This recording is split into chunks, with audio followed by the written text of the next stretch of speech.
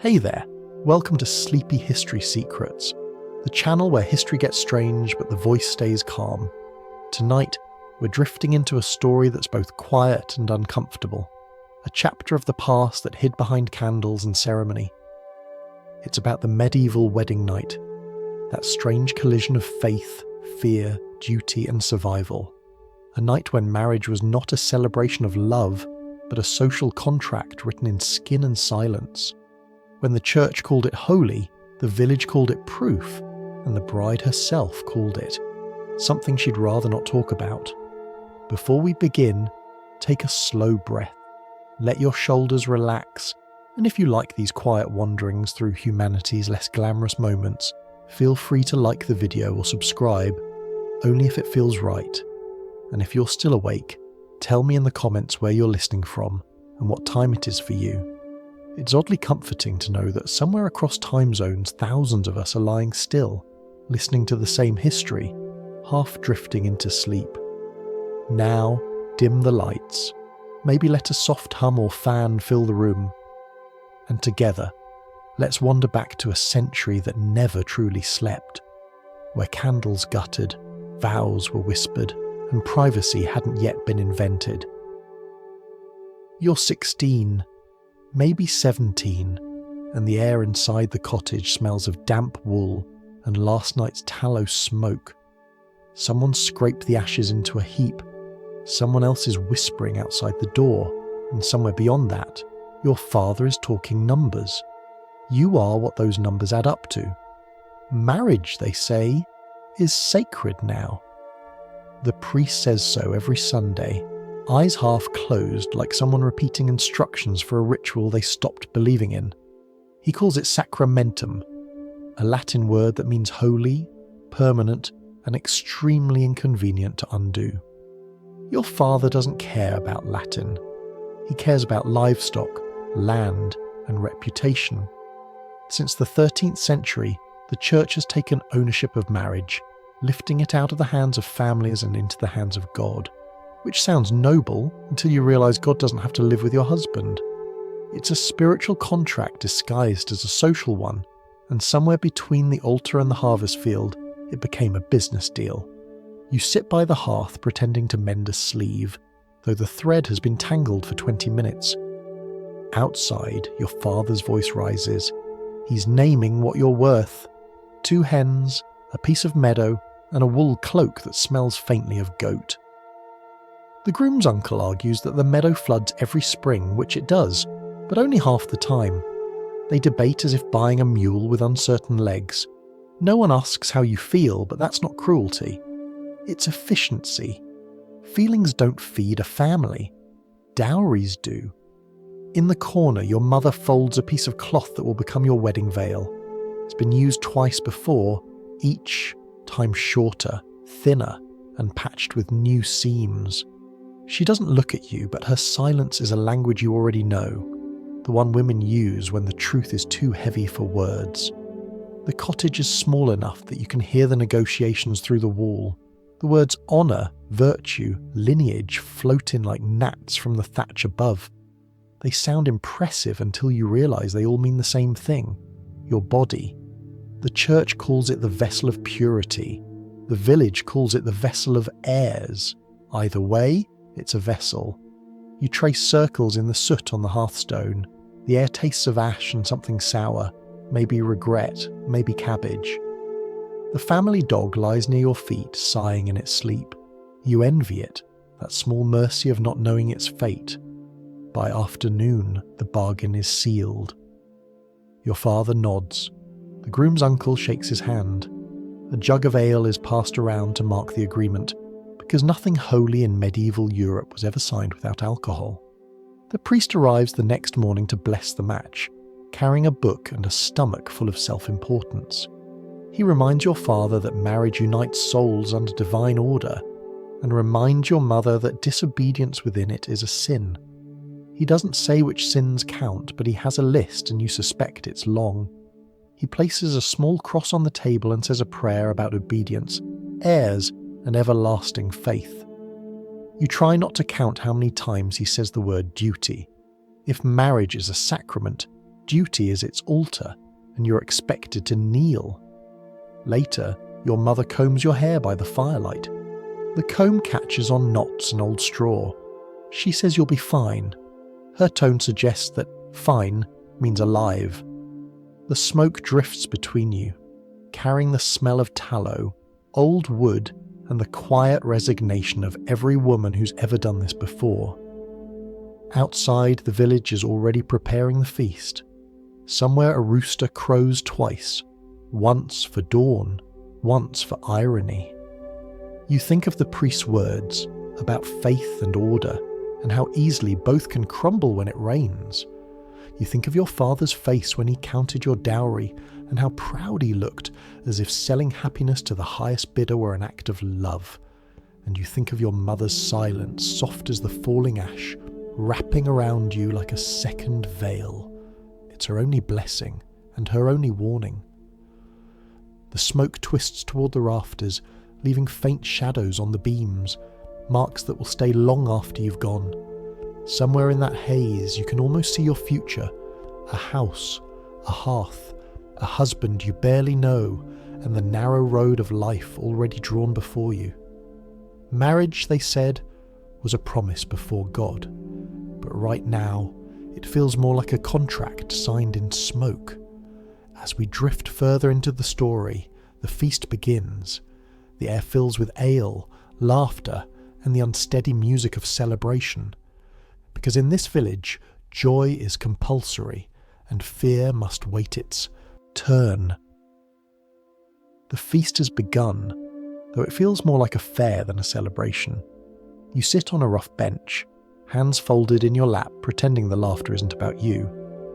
The table stretches across the hall like a wooden river, crowded with trenchers of bread, bowls of stewed onions, and a few scraps of meat pretending to be generous. The smell of ale and sweat lingers under the low beams, along with the faint sweetness of roasted grain. It's all very festive, if you happen to be anyone but the bride. Someone calls out a toast, not to your happiness, but to your father's fine bargaining skills. Mugs are raised, ale sloshes, your future is officially profitable. In a way, that's the real blessing. Love fades, but land endures, and in this century land outranks romance every time. You watch the men lean close, their laughter rising like smoke, and realise your marriage began long before this day. It began in the haggling over your dowry, that delicate arithmetic of dignity and livestock. You're not marrying a man, you are merging assets. Your body completes the equation. Dowry's a serious business. They decide alliances, debts, and future quarrels. A poor girl's dowry might be a blanket, a spindle, or a half-share in a goat. A wealthy one brings silver, linen, and perhaps a plot of meadow. Yours sits somewhere in the muddy middle. Not poor, not rich, but heavy enough to draw attention. You have a stool carved by your grandfather, a hen that lays mostly out of pity, and a patch of land where barley refuses to thrive. The priest called it humble. Your father called it sufficient. Both were correct, in different languages. Your husband-to-be arrives late, which is almost a relief. It gives the crowd something else to whisper about. He's older than you remembered. Older than you, certainly, with hands that look like they've worked, and eyes that have already given up on dreaming. His tunic is patched but clean. He bows politely, as though unsure whether to greet a bride or a business partner. Perhaps both. The musicians start another tune, something cheerful that sounds suspiciously like a warning. Children dart under tables, chasing crumbs and pretending not to listen. Every wedding has its gossip, its predictions, its small bets on how long until the first child. The women exchange glances, the men shout over one another. Someone sings a bawdy verse that makes the priest cough into his cup. You smile when people look your way. It's what brides do. But your stomach feels like a stone wrapped in cloth. Each polite nod, each congratulations is another reminder that tomorrow you'll wake up someone else's responsibility. When your husband finally sits beside you, the noise softens for a moment. His voice, when he speaks, is quiet, almost kind. He tells you the bread is good, and you say thank you, because no one has ever complimented bread in a tone that gentle before. He doesn't reach for your hand, but he doesn't look away either. For a brief second, you think, maybe this could be worse. Then the miller jokes about the wedding night, and the laughter returns like a wave. You lower your eyes and let the sound wash over you. The priest stands, raising his cup. His voice trembles with the authority of someone used to being obeyed. He blesses the union, reminds the crowd that marriage is sacred, and speaks of duties, a word that always sounds heavier when directed at women. The husband's duty is protection. The wife's duty is obedience. The rest apparently sorts itself out in bed. As he lists the virtues of wedded life, the audience listens with selective piety. No one actually minds the sermon. It gives them time to refill their mugs. You catch only fragments: honour, heirs, divine order. The words float through the smoky air like crumbs thrown to invisible birds. By the time the feast ends, the room smells of ale, sweat, and slightly burnt optimism. The torches sputter. Someone starts another song, slower this time, almost wistful. A woman you barely know presses a sprig of rosemary into your palm. For fidelity, she says. You nod. It's polite to accept blessings, even when they come with a scent of warning. Later, when the crowd begins to fade into the cold night, your father counts the empty jugs with satisfaction.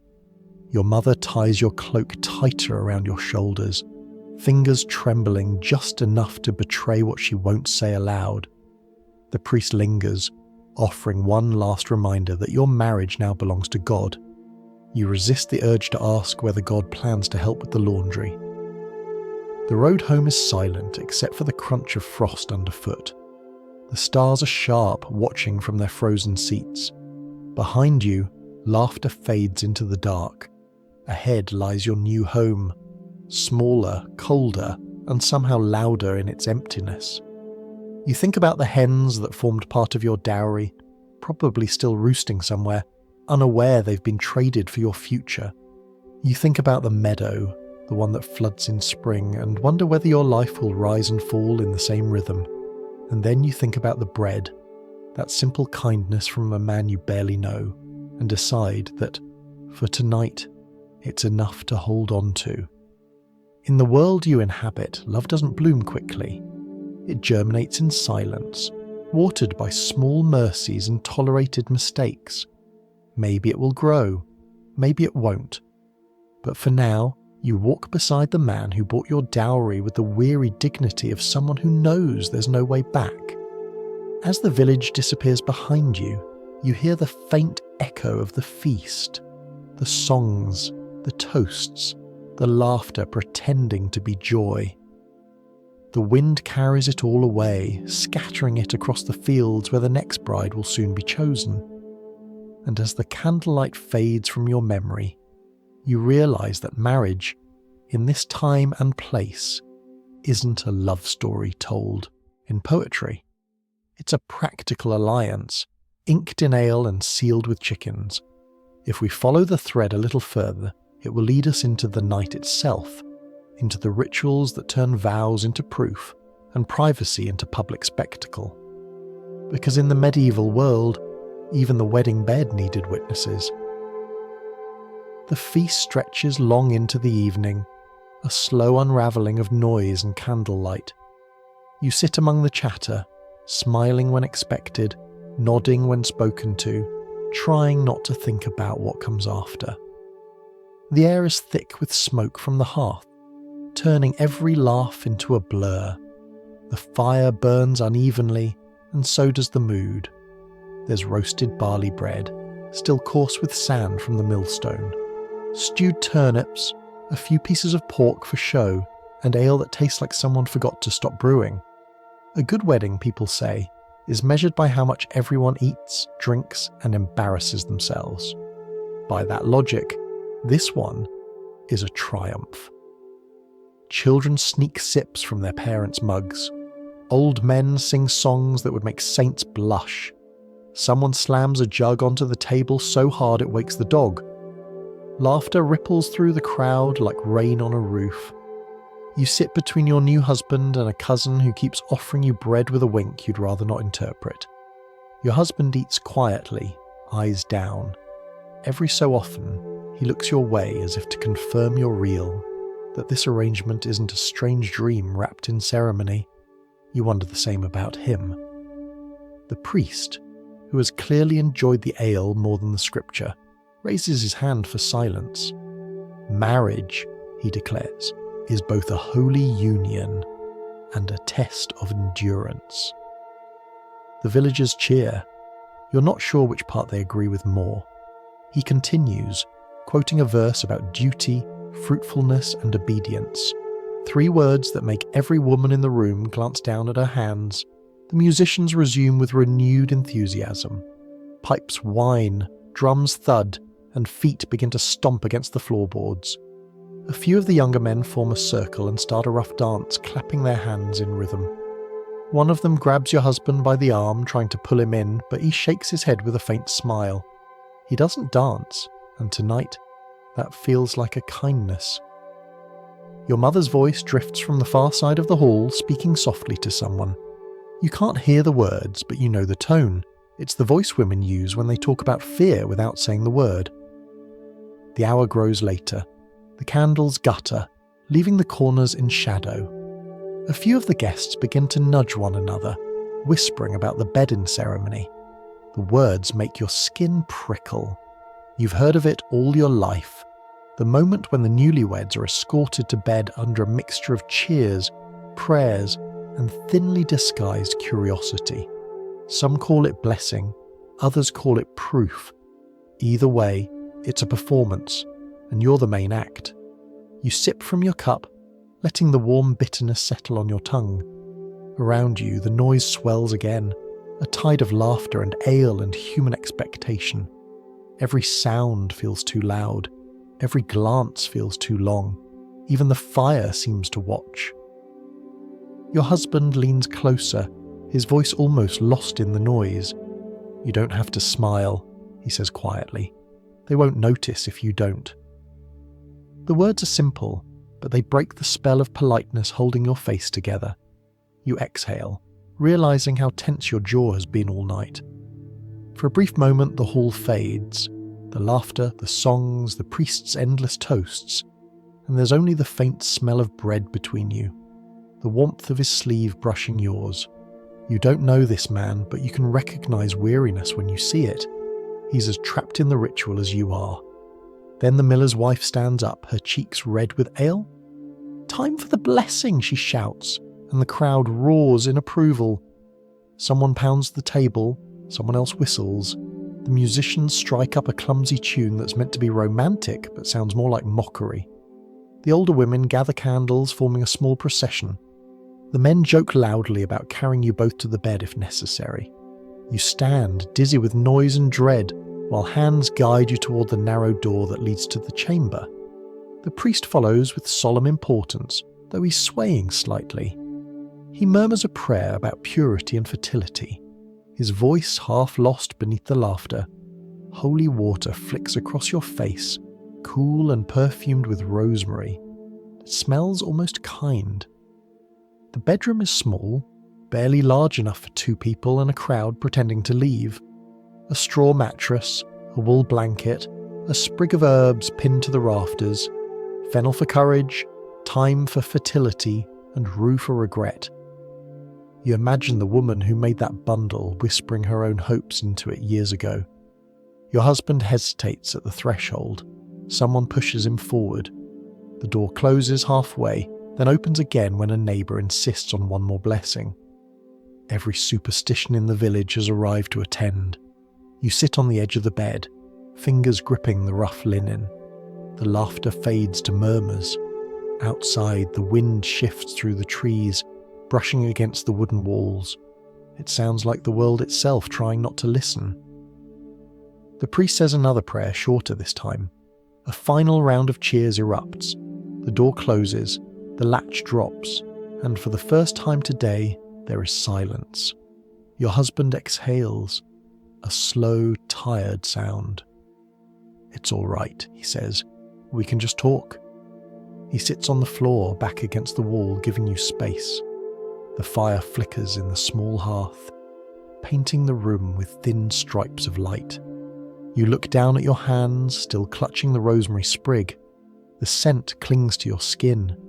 You realise that tonight isn't just about fear, it's also about endurance.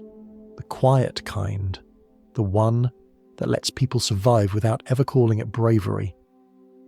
Outside, someone sings the last verse of a wedding song. The words drift through the door. Bless the bed, bless the bride, bless the night that hides her eyes. You lie back on the straw mattress and listen to the sound of breathing, of wind, of life continuing. The ceiling beams creak softly, settling like tired bones. The smell of tallow and thyme blends in the dark, strange and comforting at once. If you close your eyes, you can almost pretend this is peace. From here, the story opens into the quietest part of the night, where faith and fear meet on the same pillow, and every whispered mercy feels like survival. Morning light slides through the small window, turning the room pale and uncertain. You wake to the sound of footsteps outside. Someone sweeping the yard, someone else calling to the chickens. Life begins again, even after vows. The smell of tallow clings to your hair, faintly mixed with smoke and rosemary. The herbs you placed near the bed have dried overnight, curling in on themselves like secrets trying to hide. The priest arrives early. He always does. His walk is slow but full of importance, as if each step is measured by heaven.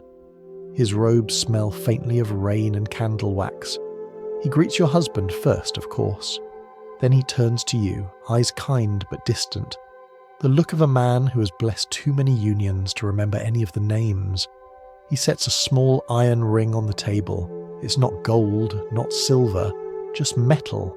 Cold, unadorned, practical. The church says it symbolises eternity. You think it feels more like a lock. The priest begins his blessing and you lower your eyes as he speaks. His voice drifts through the words like a slow stream. Sacred duty, divine order, obedience, and grace. In the 13th century, when marriage became a full sacrament, it was no longer merely a family matter. It belonged to God. That sounds beautiful in theory, like a poem carved into stone. In practice, it means your body is now a piece of theology. Every touch, every birth, every silence becomes a kind of prayer someone else wrote for you. Your husband repeats the words after the priest, stumbling slightly on the Latin. The priest doesn't mind. Mistakes are common. Devotion is optional. When it's your turn, you whisper the vows carefully, aware that they will outlive you. The words settle into the air like dust. The priest finishes his speech and looks pleased with himself, as if heaven has been successfully updated on your marital status. He talks about the sanctity of obedience. A wife, he says, must follow her husband as the church follows Christ. You wonder silently what happens when both lose their way. The ring slides onto your finger. It's heavy for its size, pressing against the skin. You imagine it leaving a mark you'll still see years from now. The priest smiles, satisfied, and blesses the union once more for good measure. He reminds you both that to deny conjugal duty is to deny God's design. In this age, that phrase, marriage debt, is both metaphor and law. If the husband calls, the wife must answer. If the wife hesitates, she's reminded of Eve. The logic feels familiar. Women are the problem and men are the solution to their own problem. A tidy equation that has balanced the church's ledgers for centuries. You nod politely.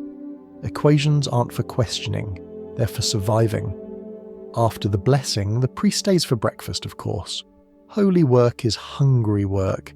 You pour ale into his cup and listen to him speak of faith while he chews your bread.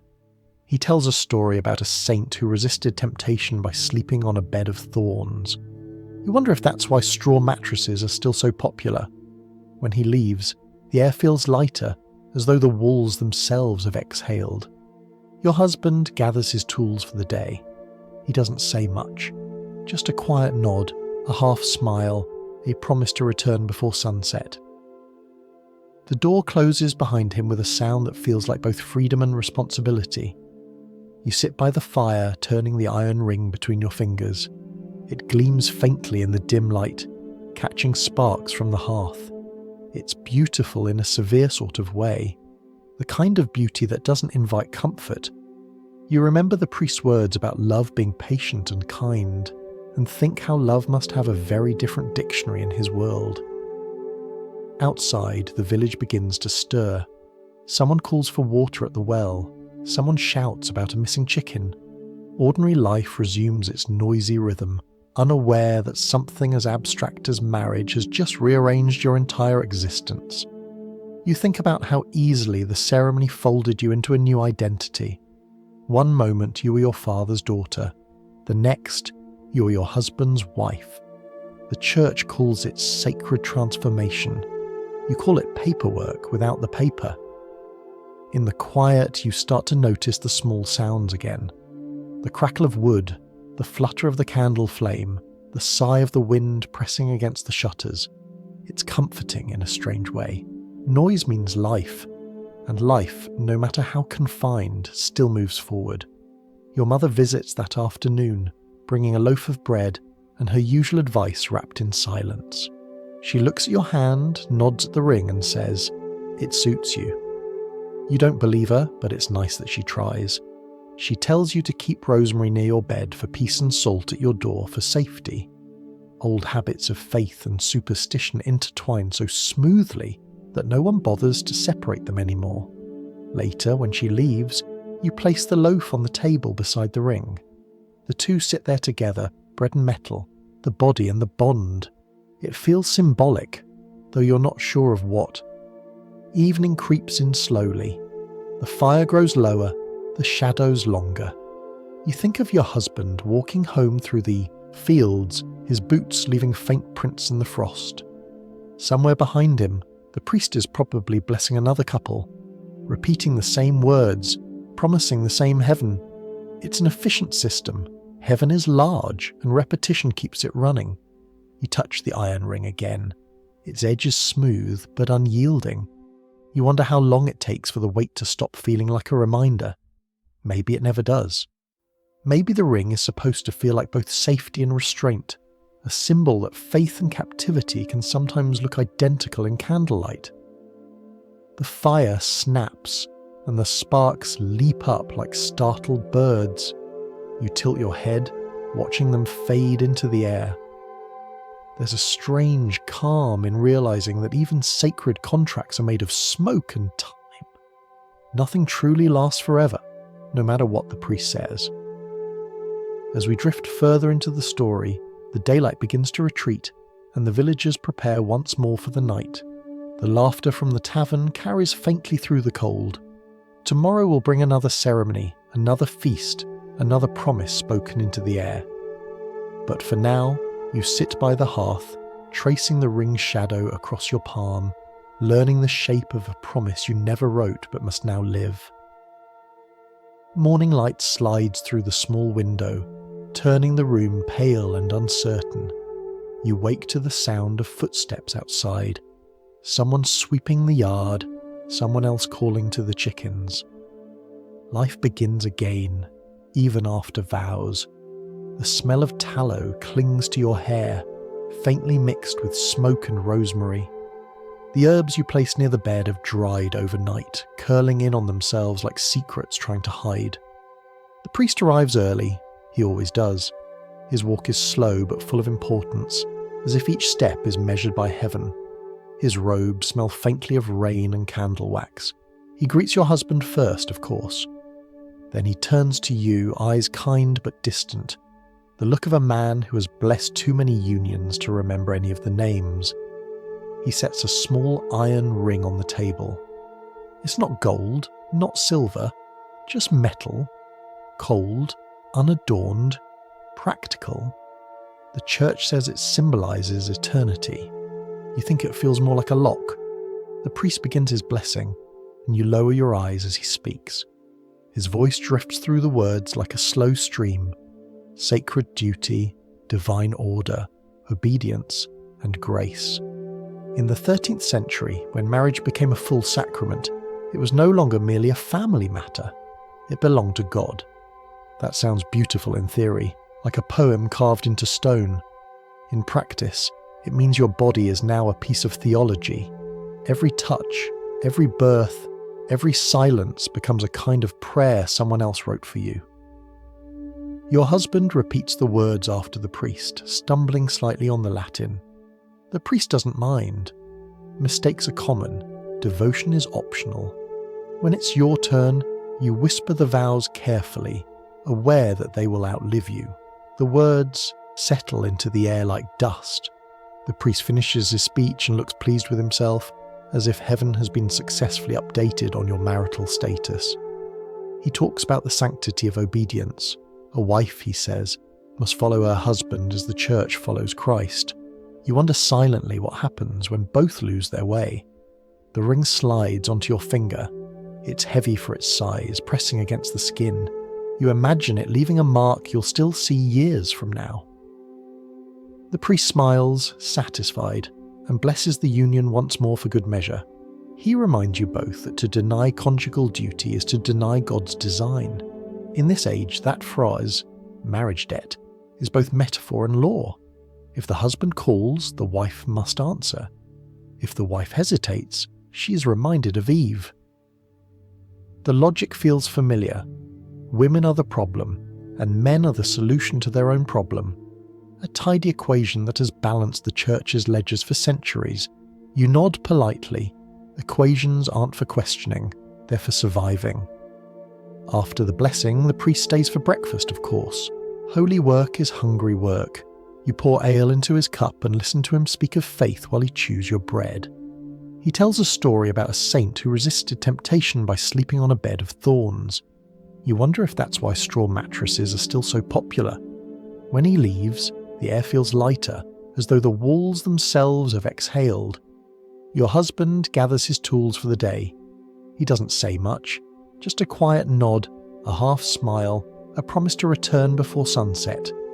The door closes behind him with a sound that feels like both freedom and responsibility.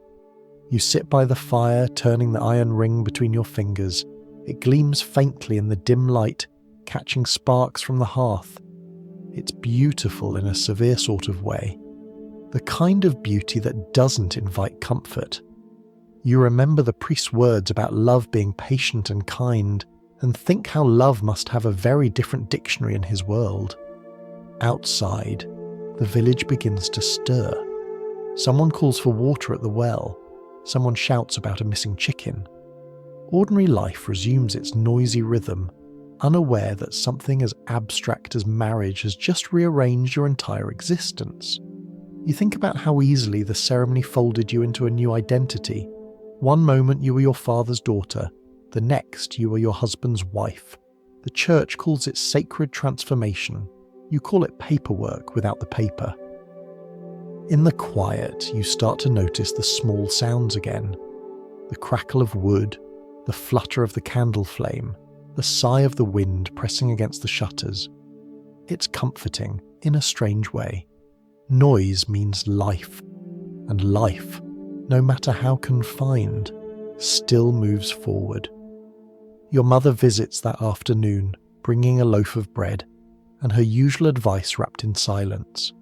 She looks at your hand, nods at the ring, and says, "It suits you." You don't believe her, but it's nice that she tries. She tells you to keep rosemary near your bed for peace and salt at your door for safety. Old habits of faith and superstition intertwine so smoothly that no one bothers to separate them anymore. Later, when she leaves, you place the loaf on the table beside the ring. The two sit there together, bread and metal, the body and the bond. It feels symbolic, though you're not sure of what. Evening creeps in slowly. The fire grows lower, the shadows longer. You think of your husband walking home through the fields, his boots leaving faint prints in the frost. Somewhere behind him, the priest is probably blessing another couple, repeating the same words, promising the same heaven. It's an efficient system. Heaven is large, and repetition keeps it running. You touch the iron ring again. its edge is smooth but unyielding. You wonder how long it takes for the weight to stop feeling like a reminder. Maybe it never does. Maybe the ring is supposed to feel like both safety and restraint, a symbol that faith and captivity can sometimes look identical in candlelight. The fire snaps, and the sparks leap up like startled birds. You tilt your head, watching them fade into the air. There's a strange calm in realizing that even sacred contracts are made of smoke and time. Nothing truly lasts forever, no matter what the priest says. As we drift further into the story, the daylight begins to retreat, and the villagers prepare once more for the night. The laughter from the tavern carries faintly through the cold. Tomorrow will bring another ceremony, another feast, another promise spoken into the air. But for now, you sit by the hearth, tracing the ring's shadow across your palm, learning the shape of a promise you never wrote but must now live. The air has settled, but not entirely. The crowd outside the door is a living creature, restless, whispering, unwilling to sleep until it has finished what it started. You can hear their voices through the thin wooden walls, blending with the crackle of the hearth. Some murmur prayers, others trade jokes. It's hard to tell which is which. The bedding ceremony may have ended, but the audience hasn't gone home. A few villagers linger nearby, self-appointed guardians of morality and gossip. They're determined to make sure the union is real. The church insists that marriage is not complete until the bodies have met and the promise has been proven. Tonight, everyone is an accountant checking the holy books for balance. Your husband sits beside you on the straw mattress, rubbing the back of his neck. The faint light from the hearth flickers across the room, tracing lines on the rough walls. You don't speak. Silence, for now, is safer than language. Words, once released, have a way of inviting the world back in. A knock rattles the door. It's followed by laughter, the kind that starts small and then multiplies as others join. In, you close your eyes. The door creaks open slightly and the miller's wife peeks in, carrying another candle. She says it's to light your way, but her grin gives her away. Behind her, two more women whisper, pretending to pray. You can smell the ale on their breath. The priest's voice drifts in from somewhere behind them. He's still here, of course. He never leaves before the final act. His tone is solemn, but his words are practical. Remember, he says, the marriage must be made complete. The words fall heavily into the air, each one a reminder that privacy is not part of the sacrament. Your husband answers, his voice even. We understand. The priest nods, satisfied, and blesses the doorframe with a quick cross. He mumbles a Latin phrase that sounds more like fatigue than holiness. Then, at last, the door closes. For a moment, there is quiet. You sit in the half-light, listening to the wind outside, but even silence feels watched. You know they're still nearby, waiting, listening, wondering. Somewhere out there, someone will be counting how long the candles burn before the door opens again. Your husband lets out a small laugh, the first sound of real amusement you've heard from him all day. They'll probably take notes, he says softly. Someone's cousin will be telling this story for years. You smile despite yourself. Humour, you realise, is a form of rebellion. He glances at you. Do you want them to hear us talking? You shake your head. Talking feels too intimate now, like another performance they might interpret. Instead, you both sit quietly, letting the fire fill the room with its steady hum. The warmth crawls across the straw, catching on small bits of hay and lifting their scent. Dry, sharp, familiar. The room itself seems to hold its breath. You can almost imagine it listening with you.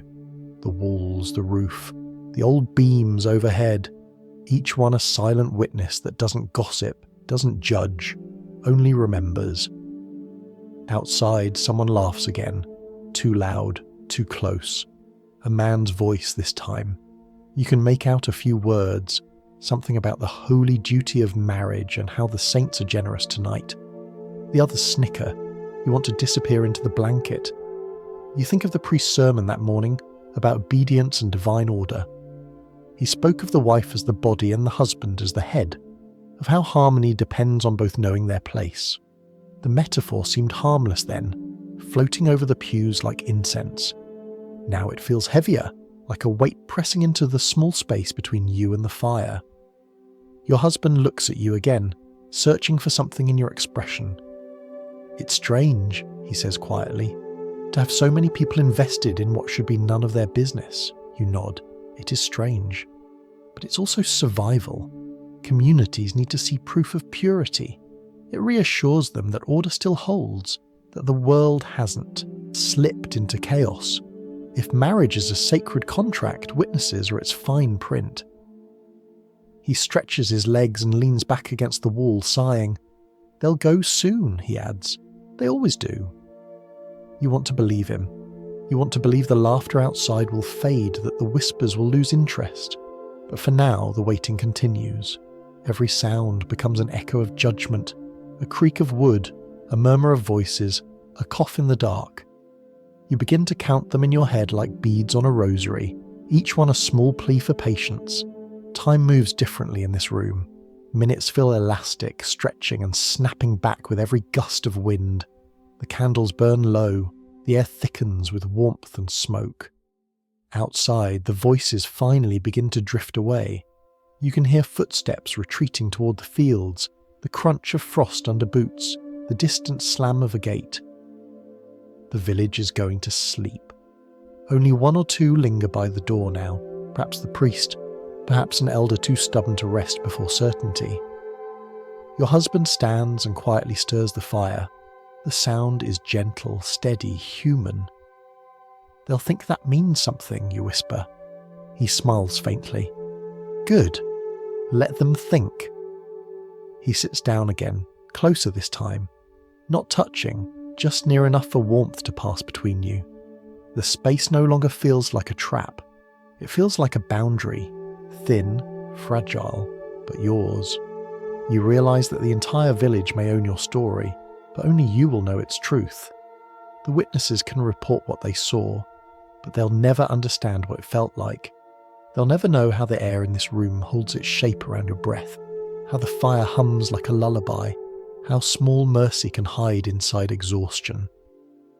Outside, the last voice fades. The night exhales. Your husband closes his eyes.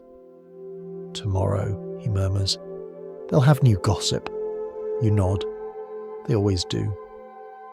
The words settle into the quiet like embers into ash. The walls seem to sigh in agreement. You feel the weight of the ring on your hand, cool against your skin. You're still not sure what eternity means, but for now it feels like this: a room, a fire, and a moment that finally belongs to you. As we drift further into the story, the night deepens, and the laughter outside turns into wind. The village sleeps at last, unaware that its greatest performance has already ended. The stage is empty now, the actors resting, the script rewritten in silence. The air in the small room has turned thick with smoke and herbs. The faintest movement sends a sigh of scent through the dark. Fennel for courage, thyme for fertility, rue for regret. The bundle pinned to the beam above your head trembles slightly in the rising heat, as though even the plants are nervous about what's expected tonight. You lie still, wrapped in the wool blanket, listening to the crackle of the fire. Your husband stirs beside you. The mattress rustles, softly beneath him, the straw shifting like restless thoughts. No one outside is listening anymore, or at least not close enough to hear. Still you keep your voice low. In this century, walls are thin and silence is the safest form of speech. The smell of the herbs reminds you of home. You remember your mother hanging sprigs of thyme above the hearth each winter, saying it would keep away sickness and bad dreams. She never said it would keep away fear. Maybe she knew it wouldn't. Tonight, fear feels like another guest at the ceremony, uninvited but impossible to remove. You can taste it in your mouth, like smoke that won't clear. The fires burn down to a soft red glow. The shadows along the wall move in slow patterns, like the hands of someone weaving an invisible cloth. You watch the light flicker across the wooden cross nailed above the bed. The priest insisted on it this morning, his hammer strokes echoing through the house. "For protection," he said. You weren't sure whether he meant spiritual or physical protection, but you nodded anyway. Around its base, someone tied a thin red ribbon, a local custom said to encourage fertility. It looks strange now, glowing faintly in the firelight, half blessing, half warning. Your husband reaches for one of the dried sprigs scattered across the blanket and turns it in his fingers. "My mother used to keep fennel under her pillow," he says quietly. "She said it scared off bad spirits." You manage a small smile. "Does it work?" He looks at the sprig, then back at you. "We'll find out." The fire pops gently, sending a small burst of light into the room. It flickers across his face, tired, kind, unsure. He seems just as uncertain of this ritual as you are. Maybe that's the first thing you share. He sets the herb down carefully, as though it were something fragile. "They talk as if it's all simple," he says. "Say your vows, drink your ale, go to bed, wake up a new man." He pauses. "I still feel the same." You nod. "So do I." He laughs softly. "Then maybe we're doing it wrong. It's not a real joke, but it's enough to make you breathe again." The room doesn't feel as small for a moment. The smell of thyme fills the air as the bundle above you drops a few dried leaves onto the blanket. You brush them away, watching the tiny green flakes scatter like dust. Every marriage in this village is wrapped in herbs, songs, and expectation.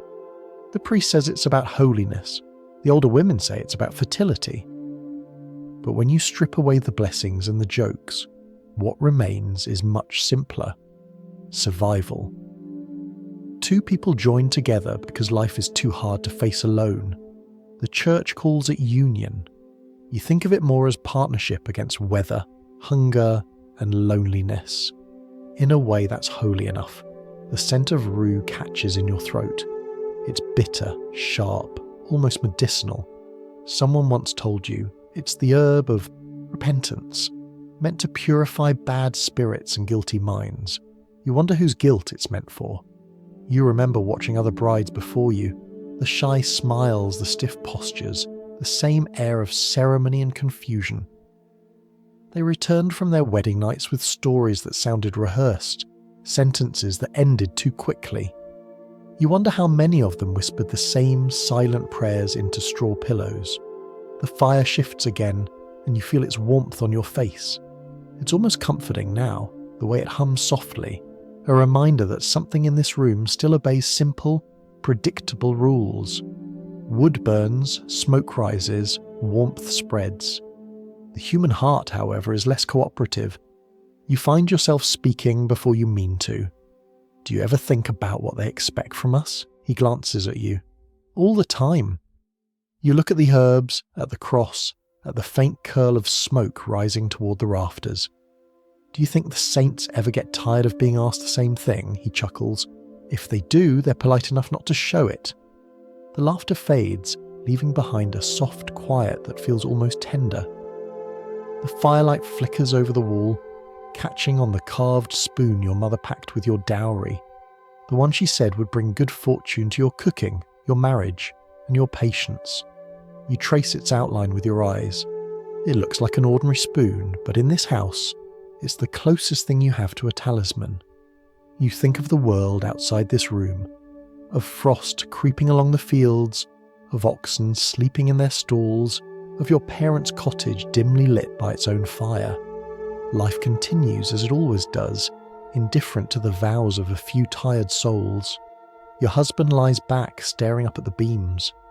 "Do you believe in blessings?" he asks. You consider your answer carefully. "Sometimes," you say. "But I believe more in kind words," he nods. "Then here's one. Sleep easy." You don't, not quite. But the gesture is enough to ease the tension from your shoulders. You pull the blanket higher, feeling the coarse fabric scratch against your cheek. The scent of fennel is softer now, faint but steady, like a pulse in the air. In the half-light, everything seems suspended. Not good, not bad, just still. The world outside could vanish and you wouldn't notice. The house itself could drift away, and all that would remain is this: 2 people, a fire, a handful of herbs trying their best to bless what neither faith nor reason can fully explain. You close your eyes. The fire hums like a memory you haven't made yet. Somewhere beyond it, the saints and the spirits are probably arguing over who gets credit for keeping the peace tonight. You hope they settle quickly, and as sleep begins to gather at the edge of your mind, you whisper a small, ordinary prayer, not for courage or children or favour, but for quiet. Because in a life ruled by noise and duty, quiet is the only miracle that feels real. From here, our quiet exploration turns toward mercy, the kind that doesn't arrive in grand gestures, but slips in softly between the cracks of fear, carrying with it the faint promise of rest. The fire has burned low, its glow pressed into the corners like the last heartbeat of the day. The scent of herbs lingers faintly in the air, fennel, thyme, rue, all losing their courage with the passing hours. The wind moves along the walls, soft but insistent, like someone whispering reminders from the outside world.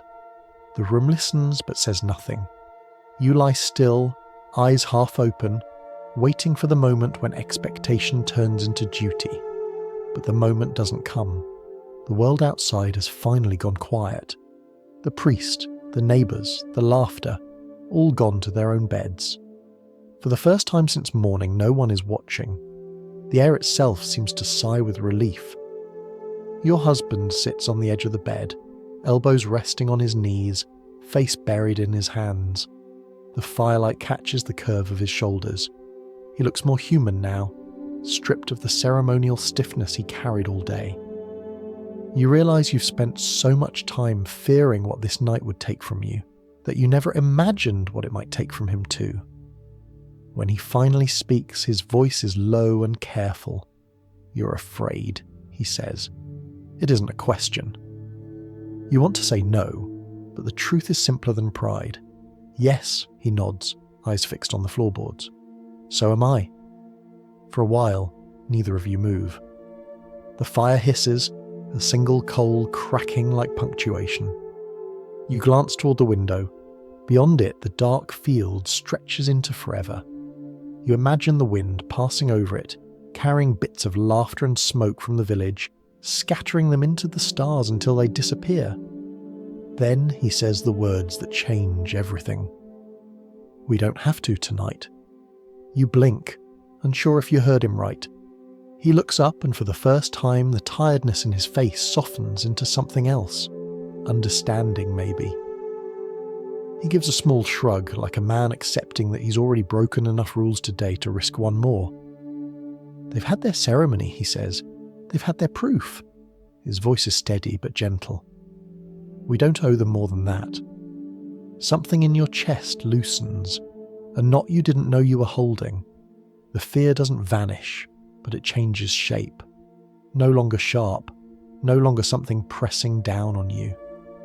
You exhale slowly, feeling the air move through you like forgiveness. He leans back, watching the fire. "I know what they expect," he murmurs. "They talk as if it's a duty, a debt." He looks at you again. "But I don't want our first act as husband and wife to be something we both survive instead of share. The simplicity of it stuns you. In a world that measures virtue by obedience and love by lineage, kindness feels almost revolutionary. You find yourself whispering, "Thank you?" He shakes his head. "You don't have to thank me for being human." The words hang between you like smoke, light enough to rise but heavy enough to stay. He stands, moving toward the table. There's a small loaf of bread there, the one your mother baked that morning wrapped in cloth for luck. He unwraps it carefully, the crust crackling under his fingers. "We should eat," he says. "You haven't touched anything since the feast." He breaks the bread in half and hands you a piece. It's still soft at the centre, faintly warm from the day. You take a bite. It tastes simple, almost plain, but somehow it's the best thing you've eaten in years. The act of eating feels sacred, not in the way the priest describes holiness, but in the quiet miracle of sharing without demand. The two of you eat in silence. Outside, the wind continues its slow journey across the fields, brushing the house with the gentleness of something that knows too many stories to interrupt. When the bread is gone, he pours 2 cups of ale from the jug by the fire. It's warm, a little sour, but still a comfort. He raises his cup slightly, not in a toast, but in quiet acknowledgement. To patience, he says. You echo the word softly, tasting it. To patience. It feels strange to toast something so ordinary, yet in this world, patience might be the only thing that saves people from breaking under the weight of expectation.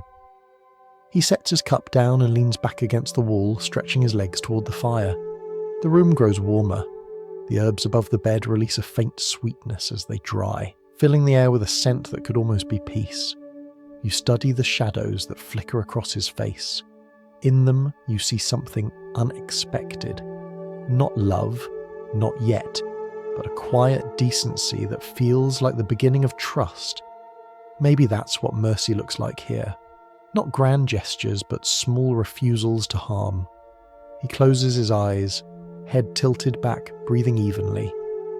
You realize he's as exhausted as you are.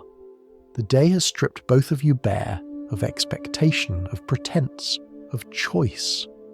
What's left is something simple. 2 people sitting beside a dying fire, finding relief in the absence of obligation. You lie down, careful not to disturb the herbs or the blanket. The straw rustles softly under you, carrying the faint scent of smoke and sleep. Your eyes grow heavy. For the first time tonight, you don't fight it. Before you drift off, you whisper one more quiet thought, unsure if he can hear it. Maybe that's what love is. A pause in the noise. He doesn't answer. He's already fallen asleep sitting up, his head resting against the wall, the firelight painting soft gold along his jaw. You watch the steady rhythm of his breathing. It's oddly reassuring. You turn toward the faint warmth of the hearth, feeling your own breath fall into the same pace. The world outside may still belong to gossip, to rules, to the church, but this moment, this tiny slice of quiet, belongs only to you. The fire gives one last sigh, a single spark rising before it disappears. You close your eyes, letting the darkness fold over you like a blanket. If mercy has a sound, it must be this, the silence that follows fear. As the night settles completely, your last thought drifts somewhere between prayer and promise, that maybe survival doesn't always require surrender. Sometimes it just needs kindness strong enough to wait. And from here, as our quiet path continues, the morning will come, bringing light, noise, and the village again, eager for proof that silence can't provide. But for now, the night holds its peace, and you, at last, can rest. Dawn arrives not as light, but as noise.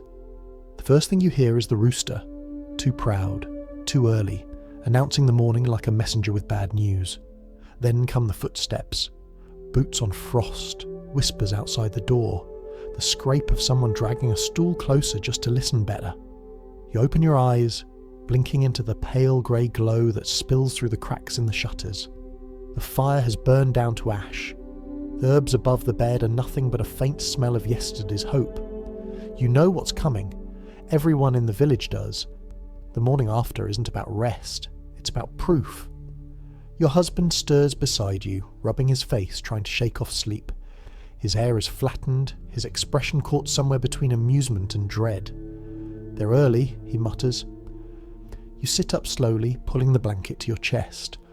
Outside, someone coughs, the kind of polite theatrical cough that means we're waiting.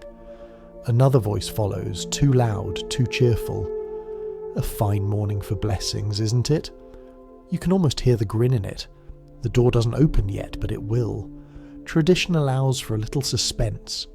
The women gather near the threshold, whispering and giggling, while the men linger just far enough away to pretend they're above it all. The priest will arrive soon, pretending not to be curious. In some villages, they say, the sheets are checked. The proof of the wedding night becomes a public relic, a token of purity displayed like a holy cloth. In others, questions are asked instead. Subtle at first, then less so. Did the marriage take? Was it blessed? Is the wife fertile? The words are always the same, and the answers, if they come, are never enough. You glance at the linen on the bed. It's clean, unremarkable, and entirely nobody's business. But that won't matter. A spotless sheet will be read as failure, and an unguarded expression as guilt. In this village, modesty isn't virtue, it's evidence. You hear the latch lift slightly. Your husband rises before the door can open and steps forward, his tone calm but firm. We'll come out when we're ready. The murmurs outside quiet for a moment, caught between surprise and embarrassment. You can tell no one expected resistance, but then comes the sound of muffled laughter, the kind that means they'll talk about this all day. He turns to you, the faintest smile crossing his face. Well, he says, we've given them something to discuss. You almost laugh, but the sound catches in your throat. You realise you're still gripping the blanket tightly, your knuckles white against the fabric. You take a breath, slow and deep, and try to unclench your hands. He sits beside you again, his voice soft. They'll get bored soon. Gossip never stays in one place. You nod, though you know better. Gossip is like smoke. It doesn't vanish. It simply finds new air. Through the small window, you can see the pale outline of the world waking. The frost outside gleams faintly in the rising light. A few chickens wander near the doorway, pecking at invisible crumbs. The sky is the colour of worn linen, grey, tired, but honest. You think about how quickly joy turns into inspection.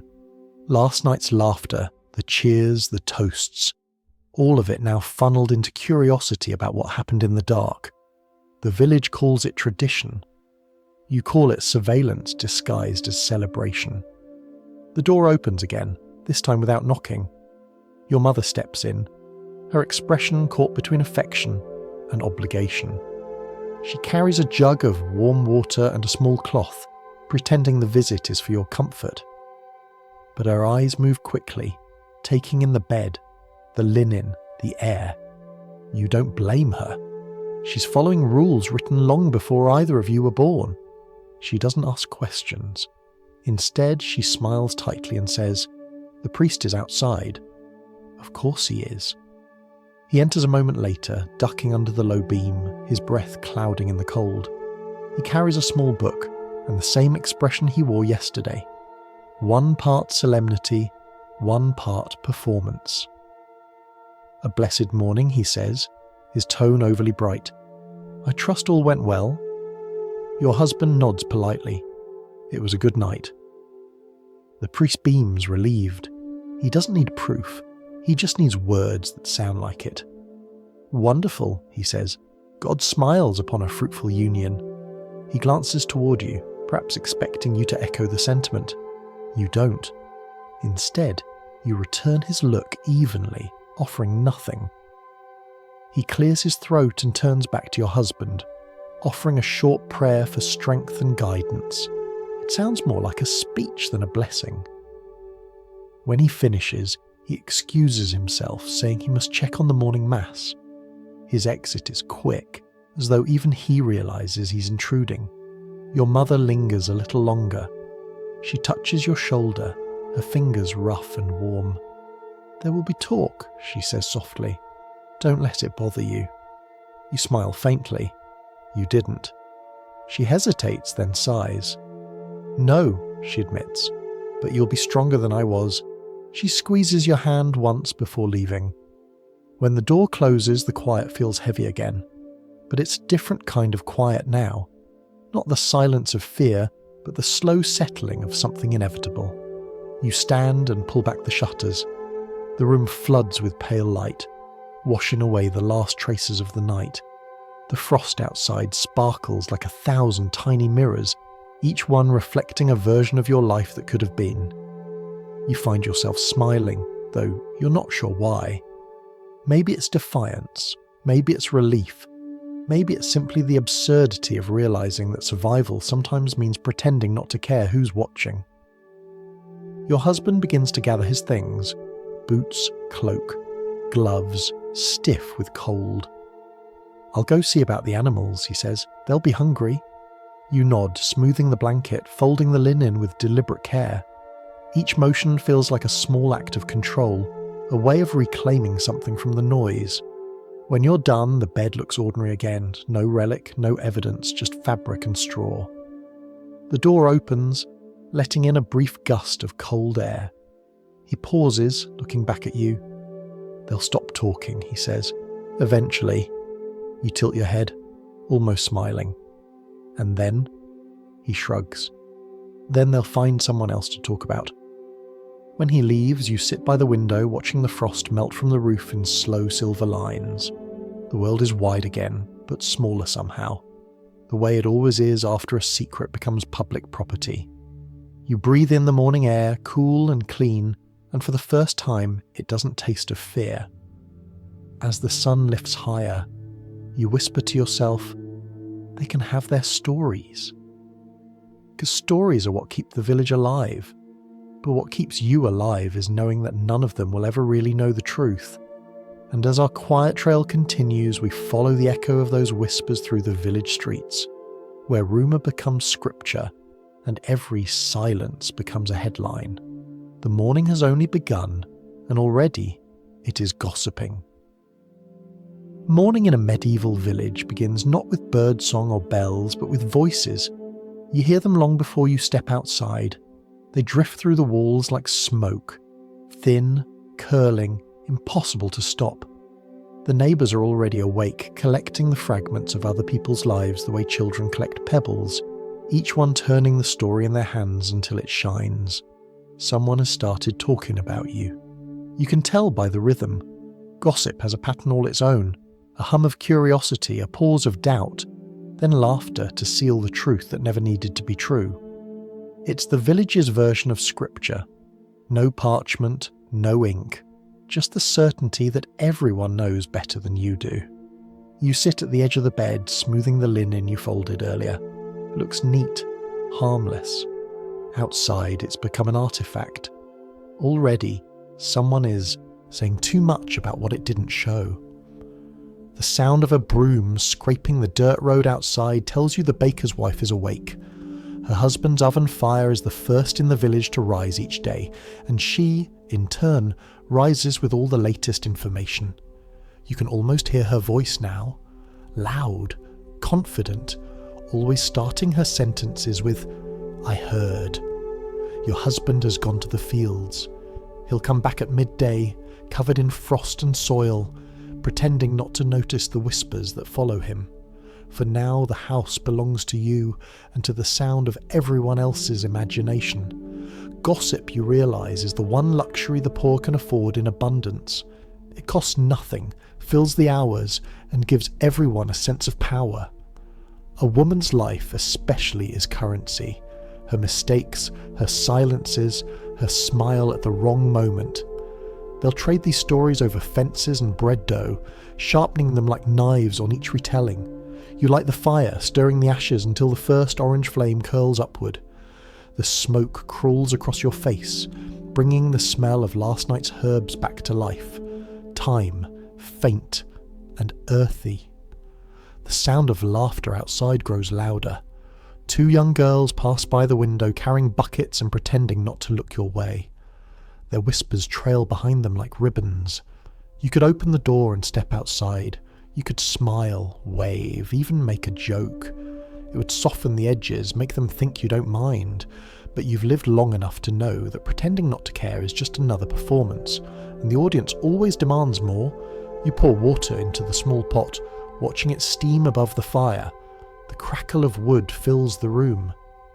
You find yourself thinking of the priest's words yesterday, about the duties of a wife, the sanctity of patience, the virtue of modest speech. None of those sermons mention how to live in a world where silence is never trusted. The door creaks open. It's your mother again, carrying a basket of bread and the look of someone who has heard too much. She sets the basket down and sighs. "They're talking, of course," she says. You nod. "About what?" She raises an eyebrow. "Does it matter? When they run out of details, they'll invent better ones." You can't help but smile at that. Her honesty has always been her rebellion. She breaks off a piece of bread and hands it to you. It's still warm, the crust hard enough to crack, the centre soft and sweet. The smell alone feels like comfort.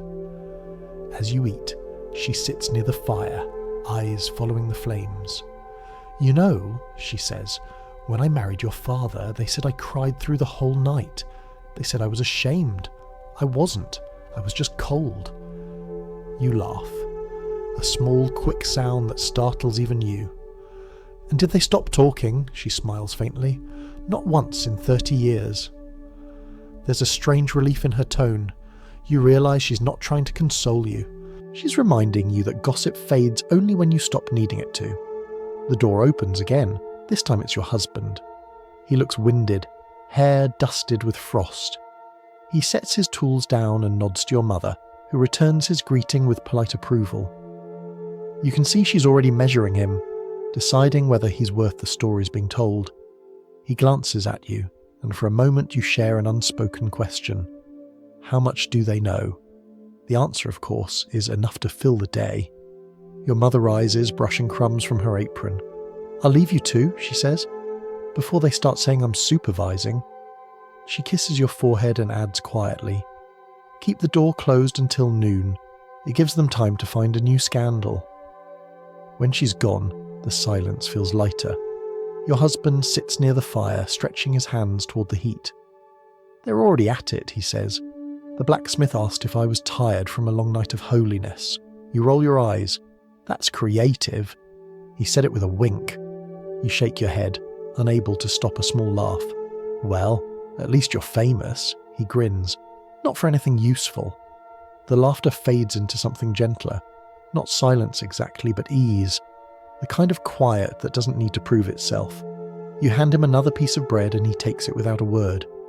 The two of you eat in rhythm, the sound of chewing blending with the hiss of the fire. Outside, the gossip continues, but it feels distant now. Like rain falling on a roof you no longer live under. You imagine the villagers gathered at the well, their buckets beside them, their voices rising in waves. You picture the baker's wife, the miller's daughter, the old shepherd who pretends to be deaf but hears everything. They build their little universe out of stories, each rumour a stone in the wall of their certainty. You can almost admire it. In a world with few books and fewer truths, gossip is the only literature most people ever write. They tell the same tales again and again, about sin, about luck, about the strange and ordinary ways people survive one another. You finish your bread and lean back, closing your eyes. The warmth of the fire seeps through your sleeves. "It's strange," you say quietly, "how everyone's so busy telling stories but no one's listening." Your husband nods. "Listening doesn't give you power. Talking does." He's right. Words are the one weapon anyone can wield. Sharper than swords, cheaper than tools, easier to hide. In a village this small, reputation is everything, and the truth, once it escapes into the world, becomes a creature with too many owners. You look toward the window, where sunlight now spills across the wall in soft gold. The morning has grown bright and harmless again. Somewhere outside, someone is already forgetting your name in favour of another. You smile to yourself. That, you decide, is the closest thing to freedom you'll get today. If marriage is a stage, and life in this village is always a play, then gossip is the applause that never stops. You can't control it. You can only learn when to bow. As we drift further along this quiet path, the noise of talk fades behind you, replaced by the crackle of fire and the rhythm of work, the steady, unglamorous heartbeat of survival. Tomorrow will bring more stories, but tonight will bring bread, warmth, and a little peace. And that, for now, is enough. By midday, the house smells of smoke and yeast. The frost outside has melted into thin silver puddles, and the chickens have begun their gossip of their own kind. Short, repetitive, and impossible to stop. You stand by the hearth, sleeves rolled up, hands deep in a bowl of dough. The warmth of the fire pushes against your back while the chill of the window presses against your face. Between those two temperatures, life happens. This is what they meant when they said a wife keeps the hearth. It isn't just about cooking or cleaning or making the place look respectable. It's about coaxing life out of ordinary things. A spark, a handful of flour, a day that won't end unless you push it forward. You knead the dough slowly, rhythmically, the way your mother taught you. The trick, she always said, is patience. The bread will rise when it's ready, not when you tell it to. It's a lesson that applies to nearly everything in your new life. The fire hums low and steady. Every few moments, you feed it a sliver of wood and watch the flames curl up like the edges of parchment. The iron pot beside it rattles gently as the water inside begins to boil. Around you, the room fills with the familiar symphony of survival. The hiss of steam, the soft stretch of dough, the muted heartbeat of a home trying to stay alive. Your husband's boots are by the door, still caked with frost and mud from the morning's work. He's outside now, repairing the fence near the meadow, but his presence lingers in the quiet objects he's left behind. It's strange how quickly his and yours have blended into ours. The priest would call it union, you call it practicality. Two sets of hands doing the same exhausting job. You reach for the wooden spoon resting on the table, its handle worn smooth from generations of use. Your mother gave it to you as part of your dowry, along with a blessing she delivered in her usual half-serious tone. May it stir good fortune, not just stew. You laughed then, but now, turning it in your hand, you can feel the superstition hiding inside the humour. The spoon is more than a tool. It's a small charm. One of those quiet spells women pass down because they have no other kind of power to give. You use it to stir the pot, watching the water spin into a small golden whirl. The smell of barley fills the air. It isn't much, but it's enough. In this century, enough is the closest thing to happiness. When your husband finally returns, the air around him smells of earth and cold metal. He hangs his cloak by the door and sits near the fire, hands stretched toward the warmth. His face looks worn but peaceful, the kind of fatigue that belongs to someone who's spent the day doing something that actually matters. He looks at the pot and smiles faintly. "Smells like patience," he says. You hand him a bowl. "Smells like barley?" He laughs, and it's the kind of a laugh that makes the room feel wider.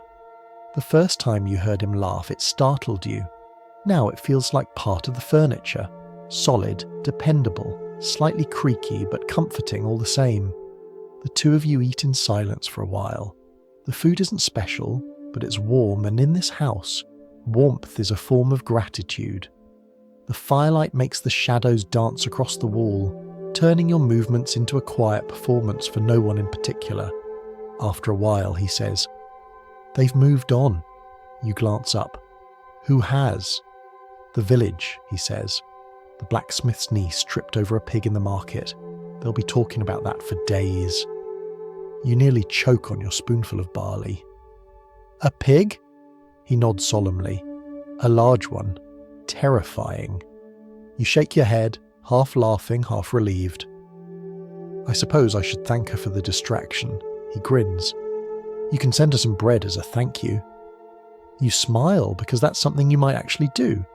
As the afternoon wears on, you clean the table, sweep the floor, and hang the damp linens near the fire. Each movement has a rhythm, simple, repetitive, almost meditative. In a world without clocks, work becomes its own measure of time. The bread rises, the fire burns, the light changes, and you move in step with it all. The priest would call it duty. You call it peace. When evening comes, the sky outside turns to a dull copper, and the wind carries the faint smell of smoke from the other cottages. The whole village exhales at once. settling into the comfort of another day survived. You sit near the hearth, mending a tear in your cloak. The thread slips easily through the fabric. You think about how many times your mother did this same task, her hands doing what her voice never said. You'll learn to fix what's torn. Your husband hums quietly from his chair, sharpening a small knife with steady strokes. The sound is soft, rhythmic, harmless. Every now and then he glances your way and you catch the flicker of something between respect and curiosity. Two people still figuring out what they are to each other, but no longer afraid to find out. You finish sewing and hold up the cloak to the light. The seam is uneven, but strong. You decide that's good enough. Most things in this life are. The bread is done by now, dark crust, uneven shape, smelling faintly of smoke. You break it open and let the steam rise.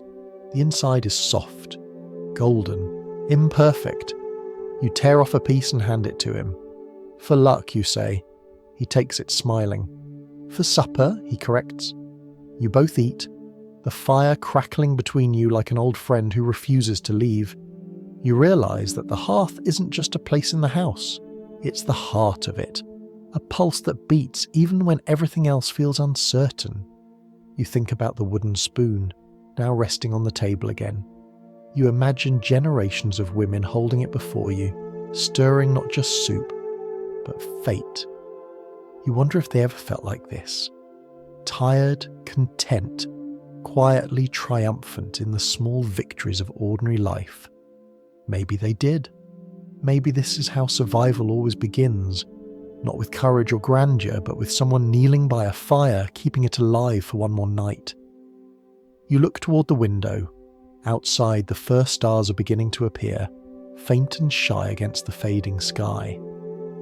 You can hear the distant sound of a dog barking, the clatter of a gate, the soft rhythm of the world returning to itself. You sit back, exhale, and feel the warmth settle deep into your bones.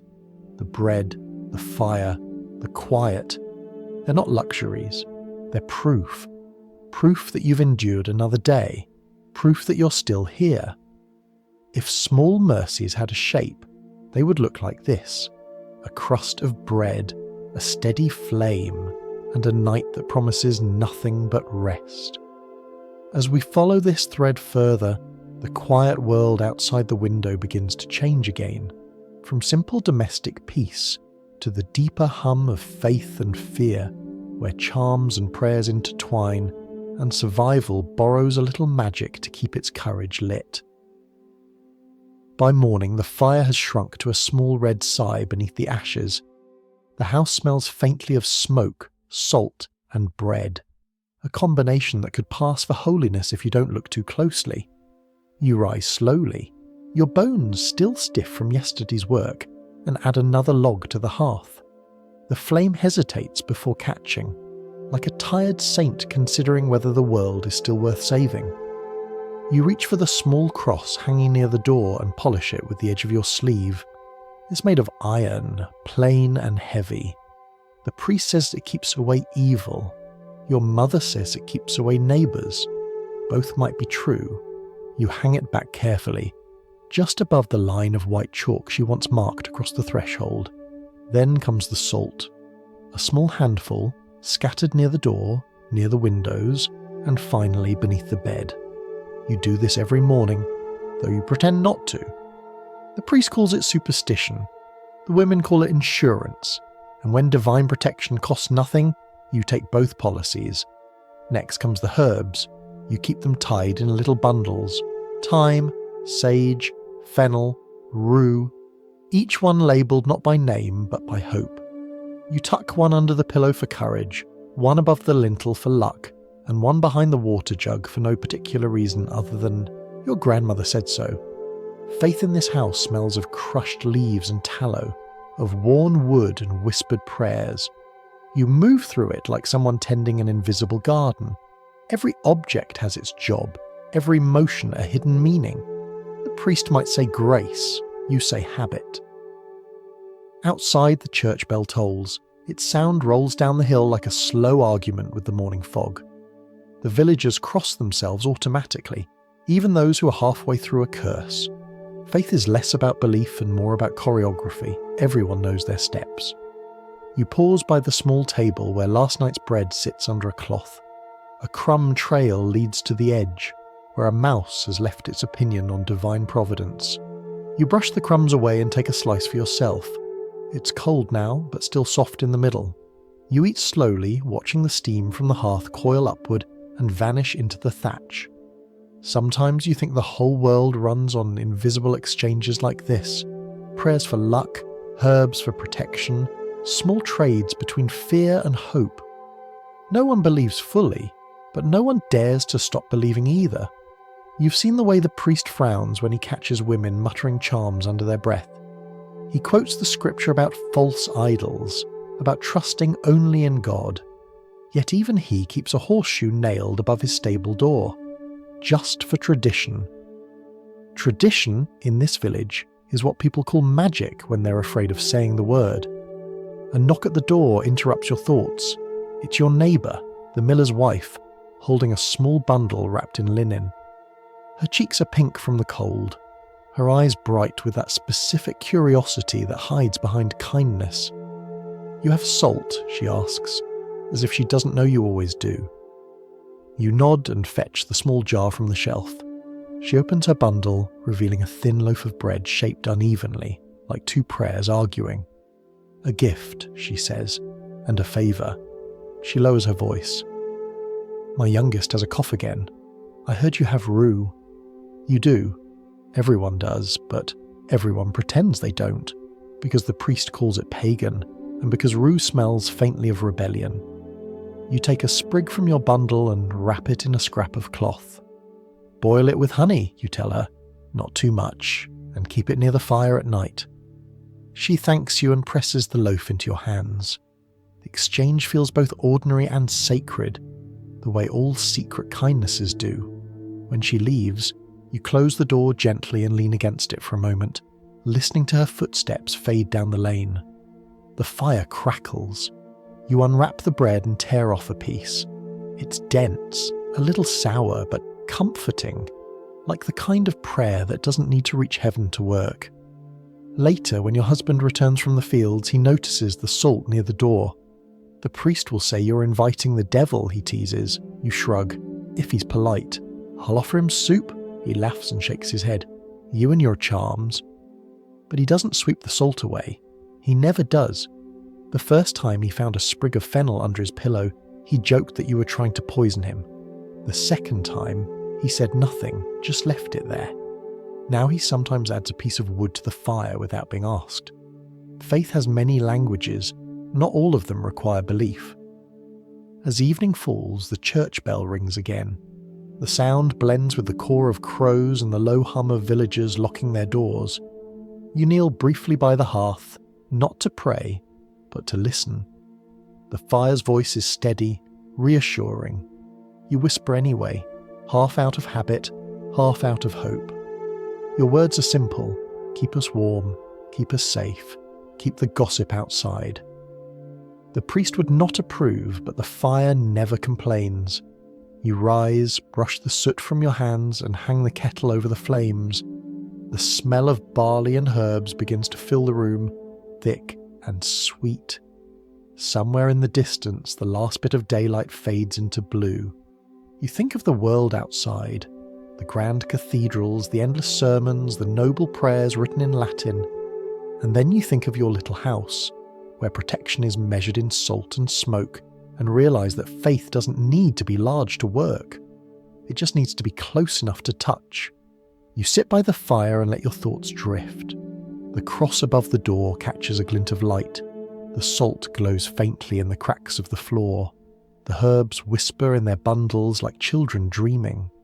It's hard to tell where belief ends and survival begins. And maybe that's the point. Maybe the two are the same thing. Different ways of saying, "I want to live." As the fire burns lower, you find yourself smiling. Somewhere between the church and the chimney smoke, you've made a religion of your own. Quiet, stubborn, and entirely your own. From here, our story drifts toward the other faith that rules the house. Not the one of saints or spirits, but of women who have learned that control too can masquerade as care. The first true test of your new faith comes not from God, nor from gossip, but from your mother-in-law. She enters the house at sunrise just as the frost begins to soften, her shadow arriving before her voice. She doesn't knock, saints and mothers-in-law rarely do. The door opens as if the wood itself has learned obedience. She smells faintly of wool, vinegar, and authority. Her scarf is wrapped tight, her eyes sharper than any knife in the house. You greet her with the same quiet tone you'd use with the priest, careful, polite, leaving no room for misunderstanding. She glances around the room the way a magistrate might inspect a courtroom.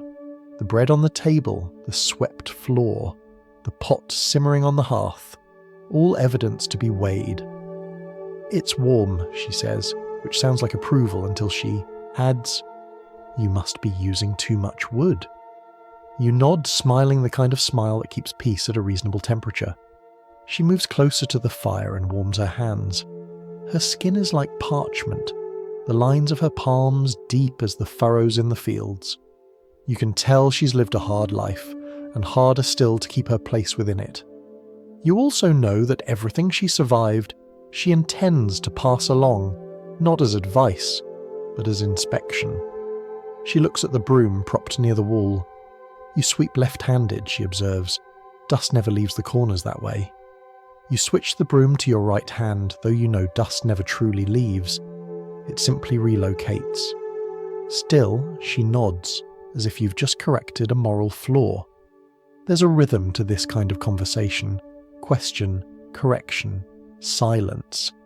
It's an ancient language passed from mother to daughter-in-law, a dialect of worry disguised as wisdom. She sits down, unwrapping a small bundle from her apron.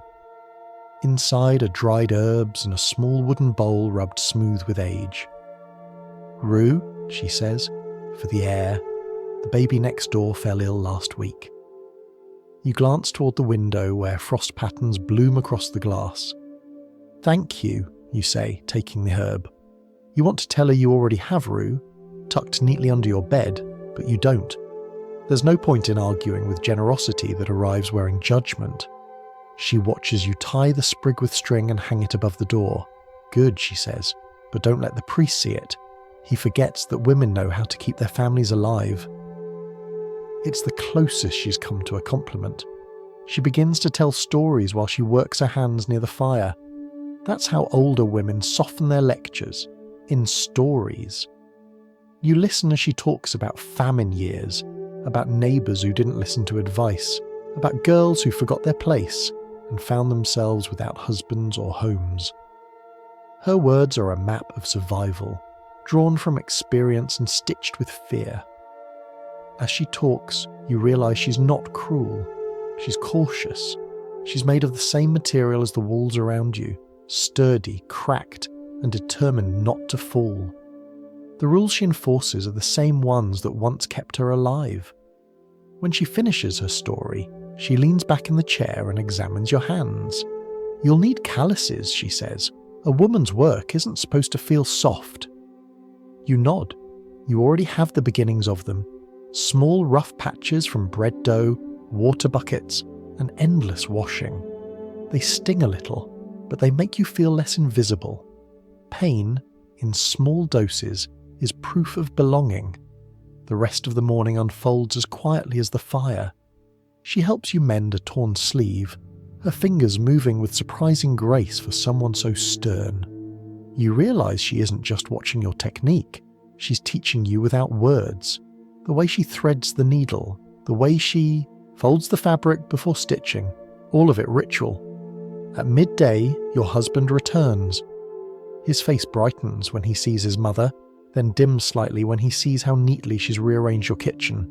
He knows better than to interfere. He kisses her cheek, and she accepts it like a favour she didn't ask for. Lunch is simple: barley soup and a shared loaf of bread. She eats slowly, as if measuring your cooking by the texture of every bite. "Not bad," she says finally. "A little thin. Add more salt next time." You almost laugh. Praise apparently must always travel with a chaperone. When the meal ends, she stands, tying her scarf again.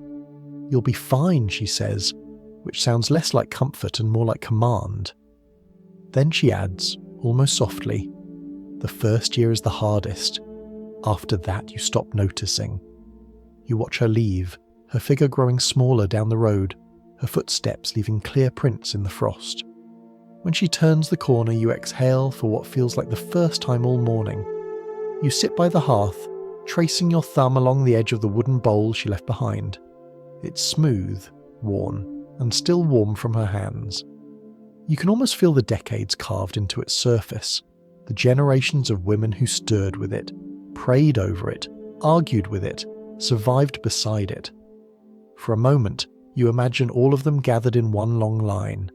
Mothers, daughters, and daughters-in-law stretching back beyond memory, each one repeating the same instructions in different accents. Work hard, stay quiet, be careful. You wonder if any of them ever whispered a different lesson. One about wanting more, about laughing too loud, about dreaming beyond the village walls. If they did, the wind must have carried those words away. You add another log to the fire. The flames rise again, steady and bright. The rue above the door rustles softly in the draught, releasing its bitter scent. It's supposed to keep away sickness, but you think it's also good for perspective. It reminds you that even bitterness can be useful in small amounts. The day ends the way it began, with work. You wash the dishes, sweep the corners, and straighten the bed. You can still hear her voice in your head, pointing out every flaw, every unfinished corner. But beneath the criticism, there's something like protection. You realise that in her own way, she's building a wall around you, not to keep you trapped, but to keep the world out. You may never call it love, but perhaps it's the closest version this century knows how to make. As night falls, the house grows quiet again. You sit near the fire, hands resting in your lap, palms rough, skin warm.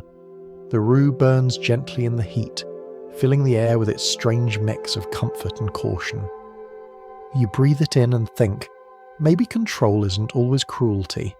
Sometimes it's just fear in a heavier disguise. And if you listen closely, beneath the crackle of the fire, you can almost hear their voices, the women before you, passing down their commandments, one stitch, one scold, one quiet mercy at a time. From here, the story leans toward the edge of belief itself, where pain and faith meet, and the church finds holiness in what women already endure.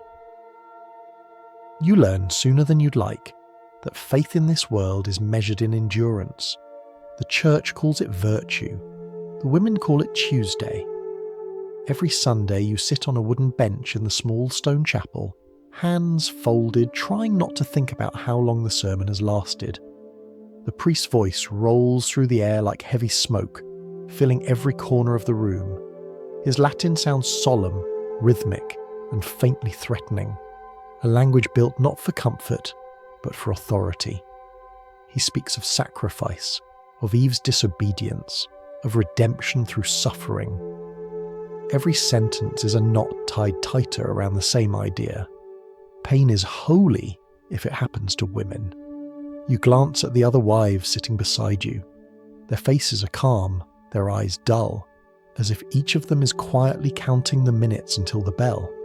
They've heard all this before. They've memorized the verses the way you memorize recipes.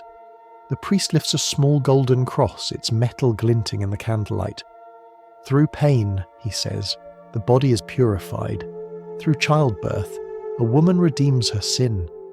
You lower your eyes, wondering why redemption always hurts so much. After the service, the women gather outside the church, half praying, half gossiping. Someone always mentions a birth or a miscarriage, two events that sit side by side like saints on opposite altars. Every story ends the same way. The Lord giveth, the Lord taketh away. It's meant as comfort, but it sounds more like surrender. You remember your first birth vividly, the smell of tallow and blood, the cold of the stone floor beneath the straw, the midwife's voice sharp with instruction. She wasn't cruel. She was focused, her hands steady in a way that made you want to believe she'd done this 1,000 times before. Maybe she had. There were no doctors here, no potions of mercy, just a basin of water and a handful of relics pinned above the bed. Someone placed a small scrap of cloth near your head, a birthing girdle, blessed by the priest, promising protection in exchange for faith. You prayed not for holiness, but for breath. Hours passed. The midwife whispered prayers to St. Margaret, patron of childbirth, who was once swallowed by a dragon and then emerged unharmed. You thought, even through the pain, that being eaten and spat out might still be preferable to this. When it was finally over, when the child cried and the world tilted back into focus, someone said, "It's God's will." You nodded, though you couldn't tell which part.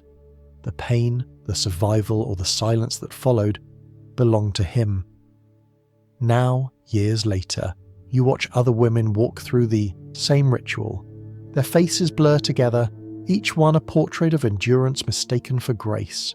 The priest blesses their swollen bellies, tells them their suffering is sacred, that they are sharing in the mystery of creation. You wonder if creation ever asked for volunteers. The midwives keep their own theology, quieter, older, stitched from herbs and folklore. They brew teas of mint and sage to calm the stomach, whisper charms against fever, tie red ribbons around the wrist to keep away the shadow of death. The church tolerates them because they have to. No priest can birth a child and no sermon can stop a hemorrhage. Once, when you helped a neighbour through her own long night of labour, you saw faith and fear dance together in the same small room. The women prayed aloud while the midwife worked in silence. Between every contraction, someone recited a verse. Between every verse, someone cried. You realize then that pain has its own rhythm. It breathes, pauses, returns, like the tide, or the church calendar, or the endless turning of gossip. When the child was born, the midwife laid it on the mother's chest and said, "There, God's done his part. Now it's yours again."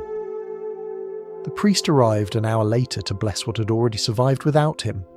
At home, your own hands bear the memory of that night. The faint ache from gripping the mother's wrist, the smell of iron and sweat that took days to wash away. You sit by your hearth later, rubbing your palms together, thinking about how easily the holy and the human overlap when no one is watching. The church speaks of divine order. You see divine improvisation. The saints may guide, but it's the women who keep the world upright when it tilts too far. There's a small relic in your house now, a gift from the priest, a fragment of some saint's bone sealed in wax. He said it would protect the household. You placed it by the fire, beside the spoon and the herbs, where real protection lives. You can't help but think it looks a little out of place, like a guest who arrived after the meal was finished. The next Sunday, the priest preaches again about humility. He tells the story of a noblewoman who died in childbirth with a smile, her face glowing like a saint's. You wonder if the glow came from faith or fever. You keep your expression calm and your thoughts to yourself. When you return home, the midwife is already there, sitting by your fire, sipping ale from a wooden cup. "Heard the sermon?" she asks. You nod. "He says suffering redeems us," she snorts. "Then heaven must be full of women." You laugh, quietly. "Do you think God notices?" She shrugs. "Maybe. But I think the saints are just tired." That night after she leaves, you sit beside the hearth and stare into the fire. The flames twist and bend, their light painting small halos on the walls. You think about how much the world asks of women, to be obedient, to be quiet, to turn pain into proof of grace. And yet, you also think about how much power hides in that endurance. Every scar is a prayer, every survival a psalm. The church writes its theology in gold leaf and parchment. Women write theirs in blood and breath. You whisper a line from the midwife's charm. Words half remembered, half your own. Let what lives, live. Let what breaks, mend.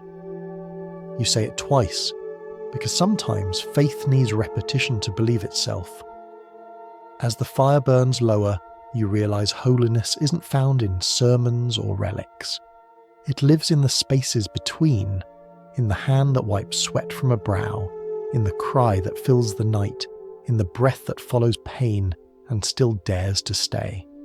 From here, our story follows that quiet current of knowledge, passed from hand to hand, whispered under the noise of doctrine, the hidden university where women teach each other how to live when the official world only teaches them how to endure. You begin to notice that the real lessons of life aren't taught in the church or by priests.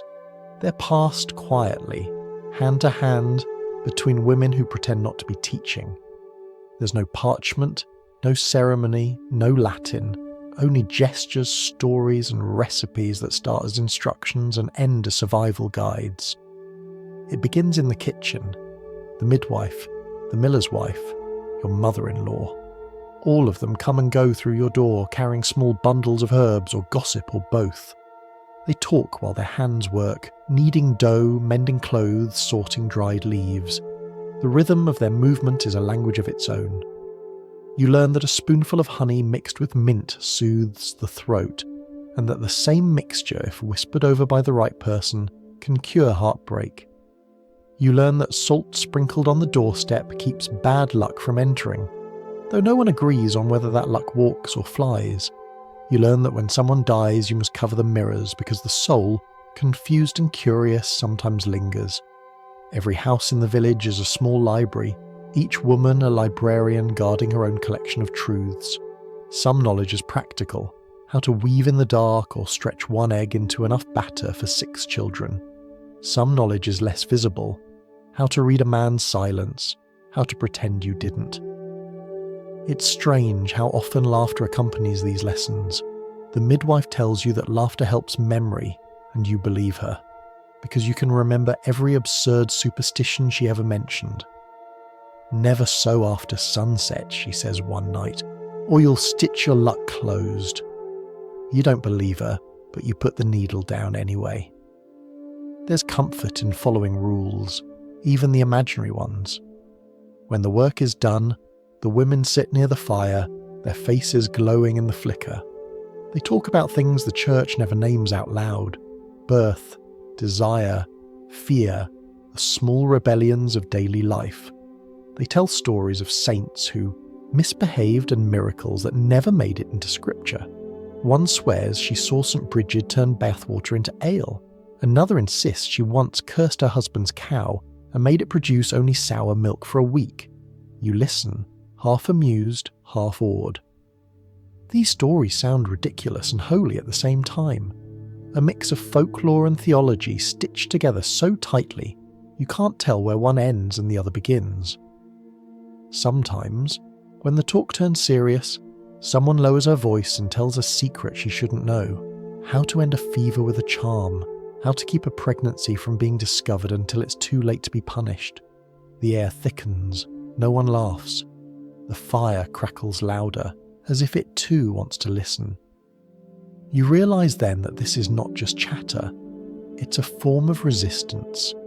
In a world ruled by men and scripture, women make their own kind of gospel, one built from observation, not decree. The body is the text and the lessons are learned through touch, pain, and patience. Once, during a storm, you help your mother-in-law tend to a woman in labour. The midwife can't make it through the flooded road, so it's up to you. You remember what you've heard. Keep the fire burning, keep water warm, keep your voice calm. The woman's cries fill the house, fierce and rhythmic, like a hymn torn in half. You do what you've seen others do. Hold her hand, wipe her forehead, whisper to St. Margaret, though you're not sure if the saint's listening or just politely ignoring you. Hours later, a child is born. You wash it, wrap it, and hand it to its mother. The room smells of sweat, iron, and life. The oldest perfume in the world. You've never felt so tired or so certain that holiness has nothing to do with churches. When the storm finally passes, your mother-in-law sits by the fire, eyes closed, head bowed. "You did well," she says. It's the only praise she's ever given without conditions. That night you can't sleep. You keep replaying the sounds, the breath, the cries, the silence that followed. Somewhere in that rhythm you felt something shift. Not pride exactly, more like recognition, as if the universe briefly whispered, "This is what you are made for." In the following weeks, the women treat you differently. You're still young, still new to the unspoken rules of the village, but now they nod at you with a kind of quiet respect. You've joined a circle that doesn't admit members.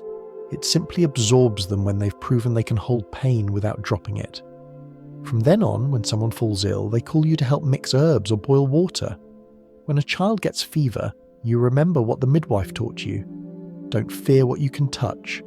You wash the cloth, change the water, whisper the charm that feels silly but still somehow helps.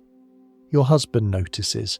He says you seem different, calmer perhaps. You tell him that you've been studying. He laughs. Studying what? Everything, you say, and it's true. You've learned that survival is a subject with no end. You also learn how to read the sky. A pale ring around the moon means frost. A red dawn means rain. The sparrow's silence before a storm becomes a kind of sentence you can translate. It's all language, you realise. The world, the wind, even your own exhaustion.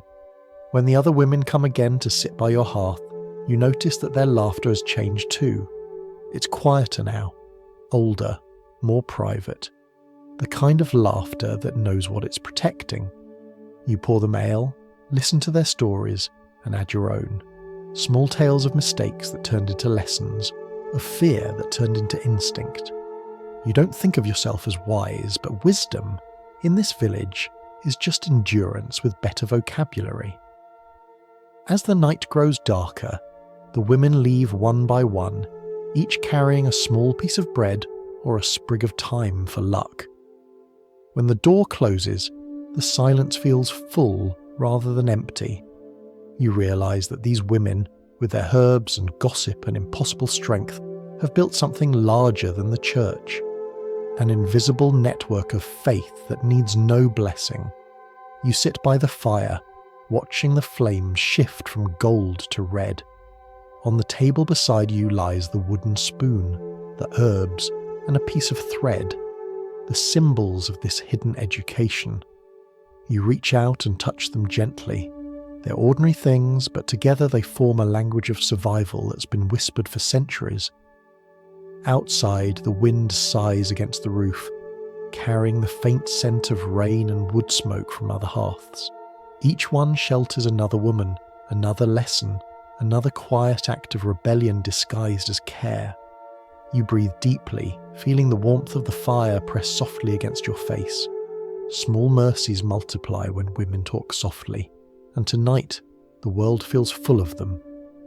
As we follow that thread forward, the focus turns outward again, to the house itself, to the rhythms of chores and patience, and to the strange comfort of endurance disguised as peace. By now, you've learned that a house is not just a shelter, it's a creature that must be tamed. It creaks, sighs, leaks, and forgets things on purpose. You feed it every morning with smoke and sound, the scrape of a broom, the hum of water being poured into a pot, the whisper of your own breath. If you keep it busy, it stays calm. If you neglect it, it sulks. Your husband leaves at dawn when the sky is still grey enough to pretend it isn't morning.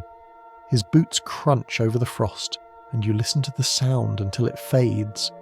When the door closes, the house exhales. It's your kingdom now, a small one, but sovereign. The hearth flickers in the centre like a loyal servant that sometimes bites. You feed it pieces of wood, careful not to anger it with damp logs. The fire speaks in its own language, a conversation of hisses and crackles that only the patient can understand. Sometimes it scolds, sometimes it laughs, sometimes it sulks in silence. You've come to respect it the way one respects an older relative. You keep it warm, and it forgives your mistakes. Your first task is always water. The bucket, when full, weighs as much as a child. You carry it from the well, arms stiff, breath short, every step a small victory against gravity. You spill some, of course, everyone does. The ground drinks it greedily, as though thirsty for your effort. Back inside, you pour the water into a clay basin and catch your reflection. The light from the window turns it into a shimmer. Not a mirror exactly, more like an opinion. You look older than you remember. There's a line at the corner of your mouth that wasn't there last year, and a faint streak of flour still dusts your cheek from yesterday. The sight doesn't upset you. It just feels honest. You knead dough again, press linen again, stir the same pot, mend the same tear. Repetition, you've discovered, is a kind of prayer. The church might call it routine, but you know better. It's worship through motion, the rhythm of hands keeping the world from unravelling. Outside, the yard smells of wet hay and earth. A chicken announces something dramatic that no one else cares about. You scatter grain for them anyway, and they cluck in your direction like ungrateful parishioners. The cat watches from the fence, unimpressed by everyone's enthusiasm. By midday, the roof begins its slow chorus. Drip, drip, drip, from the last bit of melted frost. The sound joins the others, fire popping, bread rising, your own quiet humming. The entire house becomes an orchestra of survival, playing the same song it has for centuries. Sometimes, between chores, you pause and simply listen. Not for voices, but for the hum beneath them, the pulse of the day. You can almost feel the house breathing with you, its heartbeat buried in the walls. When you were younger, you thought patience meant waiting. Now you know it means enduring without bitterness. It's a muscle, not a mood. Every sweep of the broom, every stitch, every slow exhale into the cold air strengthens it. In the corner of the room, a small shelf holds your treasures. The wooden spoon, the small bowl your mother-in-law left, a sprig of thyme that has somehow refused to die, and the small relic still sealed in wax. Together, they form a kind of altar, not to saints, but to the ordinary miracle of endurance. You light a small candle and let the wax spill onto the edge of the spoon. It looks like snow on dark wood. The scent mixes with the faint sweetness of bread. There's something beautiful about this quiet chaos, a kind of grace that doesn't need witnesses. When your husband returns for the midday meal, his face is red from wind and work. He sits by the fire, boots steaming faintly. You hand him a bowl of stew, thicker than usual because the barley behaved today. He eats slowly, grateful, saying little. He's never been a man of words. But the way he looks at you now is different, less like habit, more like recognition. After lunch, he mends a tool by the window while you patch a torn sleeve. The light is thin and cold, but it rests gently on both of you. For a moment, it feels like the whole world has agreed to be still. Later, he leaves again, and the silence folds itself neatly back into place. You stand by the door, watching the snow begin to fall. Light at first, like sifted flour, then thicker. The air smells clean, as if the sky has decided to start over. You sweep the floor again, though there's nothing to sweep. It's habit now, movement for its own sake. The broom whispers against the wood. The cat watches, blinking slowly as if to say that even in a kingdom of mud there must be ceremony. As dusk comes, the light fades into the gentle orange of the hearth. The world outside the window turns to shadow. You hang the damp cloths by the fire, their steam rising like small ghosts escaping from labour.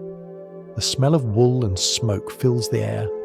You sit for a while, hands folded, not from prayer but from exhaustion that feels close to peace.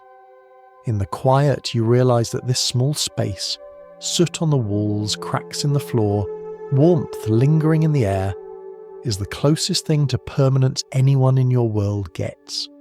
The church speaks of heaven as a reward. You think heaven might simply be a room that stays warm through the night. You watch the fire flicker lower. The sound of the wind outside grows softer, wrapping itself around the house like a shawl. The spoon gleams faintly in the firelight. the bowl beside it half full of cooling water. Even the cat has settled, curled into a perfect circle, content to let the night do its work.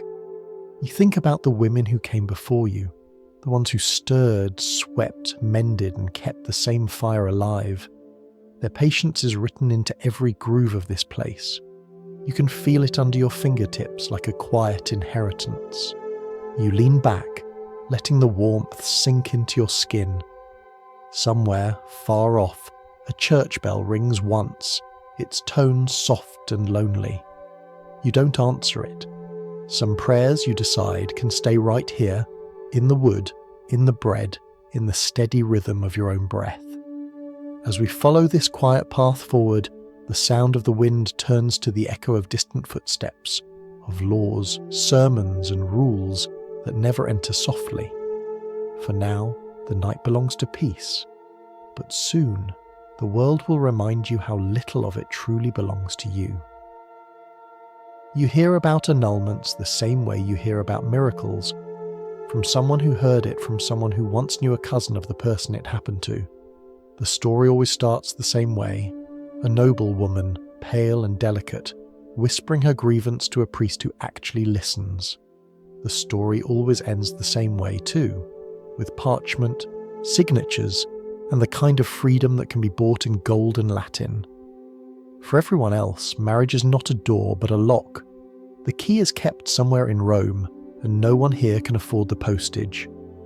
It's the midwinter season, and the house holds more silence than warmth.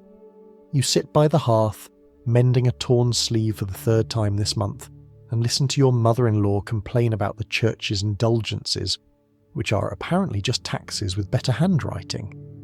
Your husband nods, uninterested, stirring his ale. The priest has stopped visiting as often, perhaps sensing that too many of his blessings are going to waste. Once a week, you walk to the church anyway, out of habit more than belief. The air inside is cold, but it's a noble kind of cold, the kind that promises holiness instead of frostbite. The walls are carved with saints looking permanently disappointed. You kneel, whisper a prayer you no longer believe in, and light a candle. It flutters for a moment, then steadies. You imagine the flame listening to you better than God does. The priest passes behind you, murmuring something about obedience. You resist the urge to ask him whether that rule ever applies upward. He preaches often about the sanctity of marriage. "It is forever," he says, his voice echoing off the stone. Forever sounds poetic when it's spoken by someone who will never have to live it. You think of your husband, quiet, good-hearted, but distant, like a mountain that doesn't mean to block your view but still does. Later, at home, you ask him whether he's ever heard of an annulment. He looks up from the table, puzzled. "You planning to leave me?" he asks, half joking. You smile. "No, just curious." He shrugs. "That's for people with money, we just stay." He's not wrong. Among the peasants, escape is not sin, it's fantasy. The church says marriage is eternal. The villagers say it just feels that way. You spend the next morning at the well with the miller's wife. She's older, sharp-tongued, but kind when she remembers to be. "My cousin tried for an annulment once," she tells you, lowering her voice. "Her husband was cruel. She thought the church would help. They told her cruelty wasn't grounds, only impotence." You pause. "And was he?" She snorts. "Perfectly healthy, especially after she left." The two of you laugh quietly, the sound lost in the cold wind. It's not real joy, but it's close enough to pass for it. You learn that in the eyes of the law, marriage is less about love and more about property. Land, livestock, lineage, all tidier when names stay in pairs. If you're poor, the church doesn't interfere unless you make noise. If you're rich, the church listens for a fee. Sometimes you think about the women who vanish, not into sin, as the priest would say, but into other lives, the ones who run to a neighbouring village, who take work as servants or disappear into convents, where obedience is at least quieter. They become rumours, their names worn smooth like coins passed from mouth to mouth. You envy them for a moment, then pity them. Freedom, it seems, is just another kind of hunger. Your mother once told you that endurance was a woman's greatest weapon. At the time, you thought she meant strength. Now you realize she meant invisibility. To endure without notice is to survive. On market days, you walk through the village and hear the latest sermons turned into gossip. A man boasts that his wife obeys as God intended. Another complains that his doesn't, and everyone laughs. You smile, but your hands tighten around your basket. You've learned that laughter often hides cruelty, and cruelty often hides boredom. That evening, as you stir the pot by the fire, your husband tells you about a neighbour who wants to petition for an annulment. The man's wife, it seems, cannot bear children. The priest says he'll take it to the bishop, your husband says, shaking his head, as if bishops have time for peasants. You glance at the flames. And what happens to her? He hesitates. She'll go back to her family, I suppose, if they'll have her. You don't ask the next question. What happens if they won't? The fire pops loudly, and the room falls back into its usual rhythm. Spoon against pot, wood against ash, the steady percussion of survival. Later, when the house is quiet and the fire is dying, you sit by the window watching the snow drift past. You think about what it means to stay, how staying can be both duty and defiance, both surrender and strength. You imagine the noble women in their gilded halls signing their parchment freedom with ink that smells faintly of roses and incense. Then you look at your own hands, rough, scarred, but steady, and think, maybe staying can be its own rebellion. The next day the priest stops by, uninvited as they always do. He blesses the house, says a few words about faith, and reminds you both that the church will always guide those who obey. You smile politely and offer him bread because bread is cheaper than honesty. Before leaving, he glances at the wooden spoon on the table, at the herbs above the door, at the faint trace of salt near the threshold. You should be careful with those superstitions, he says. Faith in charms can lead you astray. You answer gently. Faith keeps us busy, Father. That must please God. He studies you for a moment, unsure whether you're mocking him. Then he blesses the air, mumbles something about humility and leaves. When the door closes, you laugh quietly. Your husband shakes his head, smiling. You shouldn't tease priests, he says. I didn't, you reply. I just agreed with him in a language he doesn't speak. That night, as the wind hums through the cracks in the roof, you lie awake and think about all the ways people stay trapped, by laws, by words, by promises, made on behalf of someone else's God. You realize that endurance is not the same as silence. It's the art of continuing with your eyes open. You whisper a small prayer, not to saints or priests, but to the world itself. Let patience count as courage. Let staying count as choice. The fire answers with a soft crack, and the room glows gold for a moment longer before settling back into darkness. And as we drift further into the story, the quiet of years begins to gather. The slow rhythm of seasons that shape the body, the mind, and everything the church forgets to bless.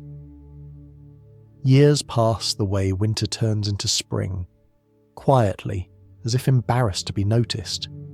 You stop counting them after a while. You measure time differently now, not by moons or feast days, but by what your body remembers. The ache in your knees when frost returns, the slow softening of your waist, the calluses that no longer hurt. You wake before the bell most mornings, not because you're holy, but because your body no longer trusts the idea of rest. The fire, when you coax it back to life, answers with the familiar sigh of a companion who has learned your habits. The house smells of wood smoke, wool and barley. Outside, the air hums faintly. Roosters' footsteps, the rhythm of another day beginning whether you're ready or not. Your hands are rougher now, though they've grown precise. You can tell the temperature of the bread just by the way the dough feels beneath your palms. You can fix a torn hem in the dark. You can lift a bucket with one arm and balance a crying child on the other. There is strength in you that no one will ever praise, because it's expected, and what's expected is never extraordinary. Sometimes you miss your younger self, the girl who thought life could still surprise her, but she was softer, slower, always waiting for permission. You don't wait anymore. You do what needs doing, and then you do it again tomorrow. You have carried children, some safely into the world, some only as far as grief. Each time you learn the same lesson. Joy and fear arrive together, hold hands, and refuse to leave separately. The midwife calls it the balance of things. The priest calls it divine mystery. You call it life, because naming it anything else gives it too much power. You can still remember the feeling of the first quickening, that small flutter under your ribs like a fish turning in shallow water. You held your breath, afraid to move, afraid to jinx it. Later, when the pain came, it was a rhythm older than language. The room was dark except for one candle. You remember your husband's face, pale, terrified, reverent, as if he were witnessing creation itself. When it was over, he kissed your forehead, and for a moment, you felt seen.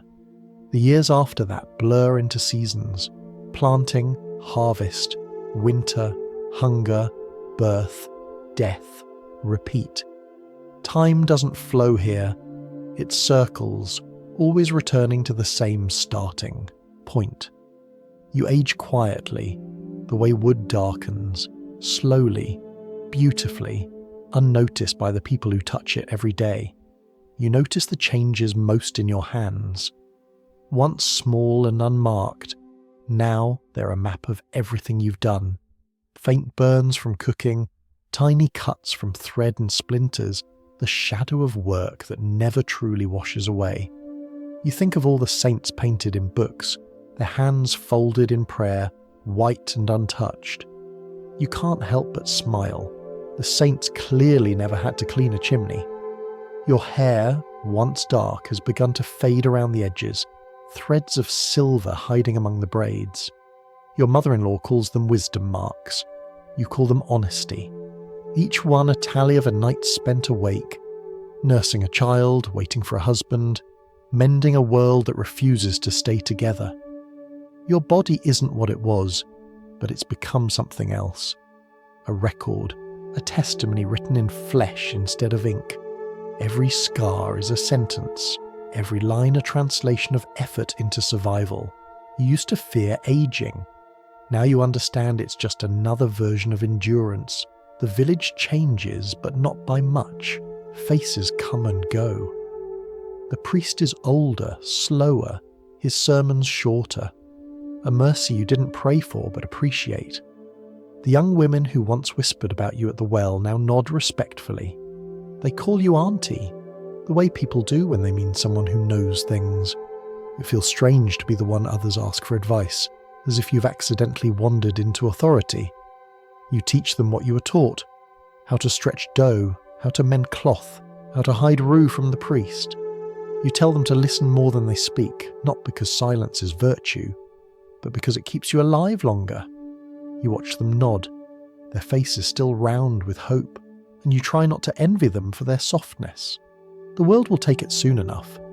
Sometimes on quiet afternoons you sit outside with your hands in your lap and let the sunlight touch your skin.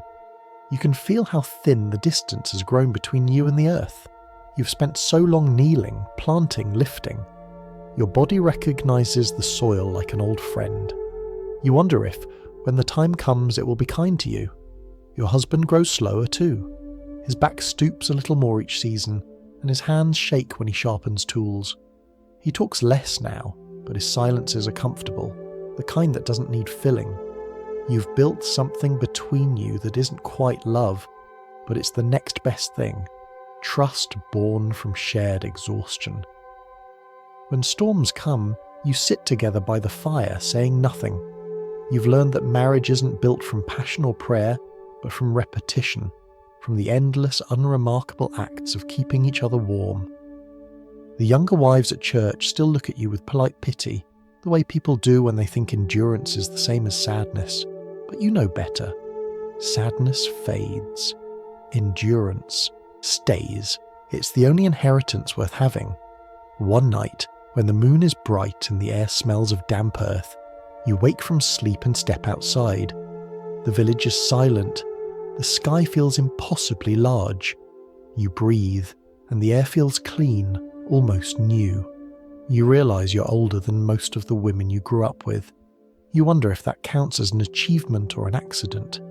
You touch your face, the roughness of your skin, the small ridges where time has rested its hand. You whisper to yourself, "Still here." It's not pride exactly, but it's close. When you return inside, the fire has gone low, just a handful of glowing embers waiting to fade. You stir them with the spoon, add a piece of wood, and watch the light grow again. The room fills with its familiar hum, that quiet heartbeat of home. You sit beside it, your hands resting over your knees, feeling the warmth seep back into your bones. Every childbirth, every ache, every moment of hunger, every laugh stolen between chores, all of it feels gathered here in this fire, glowing softly, refusing to go out. And as the night deepens, you realise that even when faith changes, even when youth disappears, the body keeps believing. It believes in breath, in movement, in warmth. It believes in tomorrow simply because it has learned how to get there. As we drift further through this circle of time, the years will keep turning, but the ember will remain, waiting for the next dawn, the next prayer, the next act of quiet defiance disguised as ordinary life. The fire has become your oldest companion. It greets you each morning with a shy flicker and listens to your sighs at night. It never asks for much, a bit of wood, a bit of breath, and in return, it forgives everything.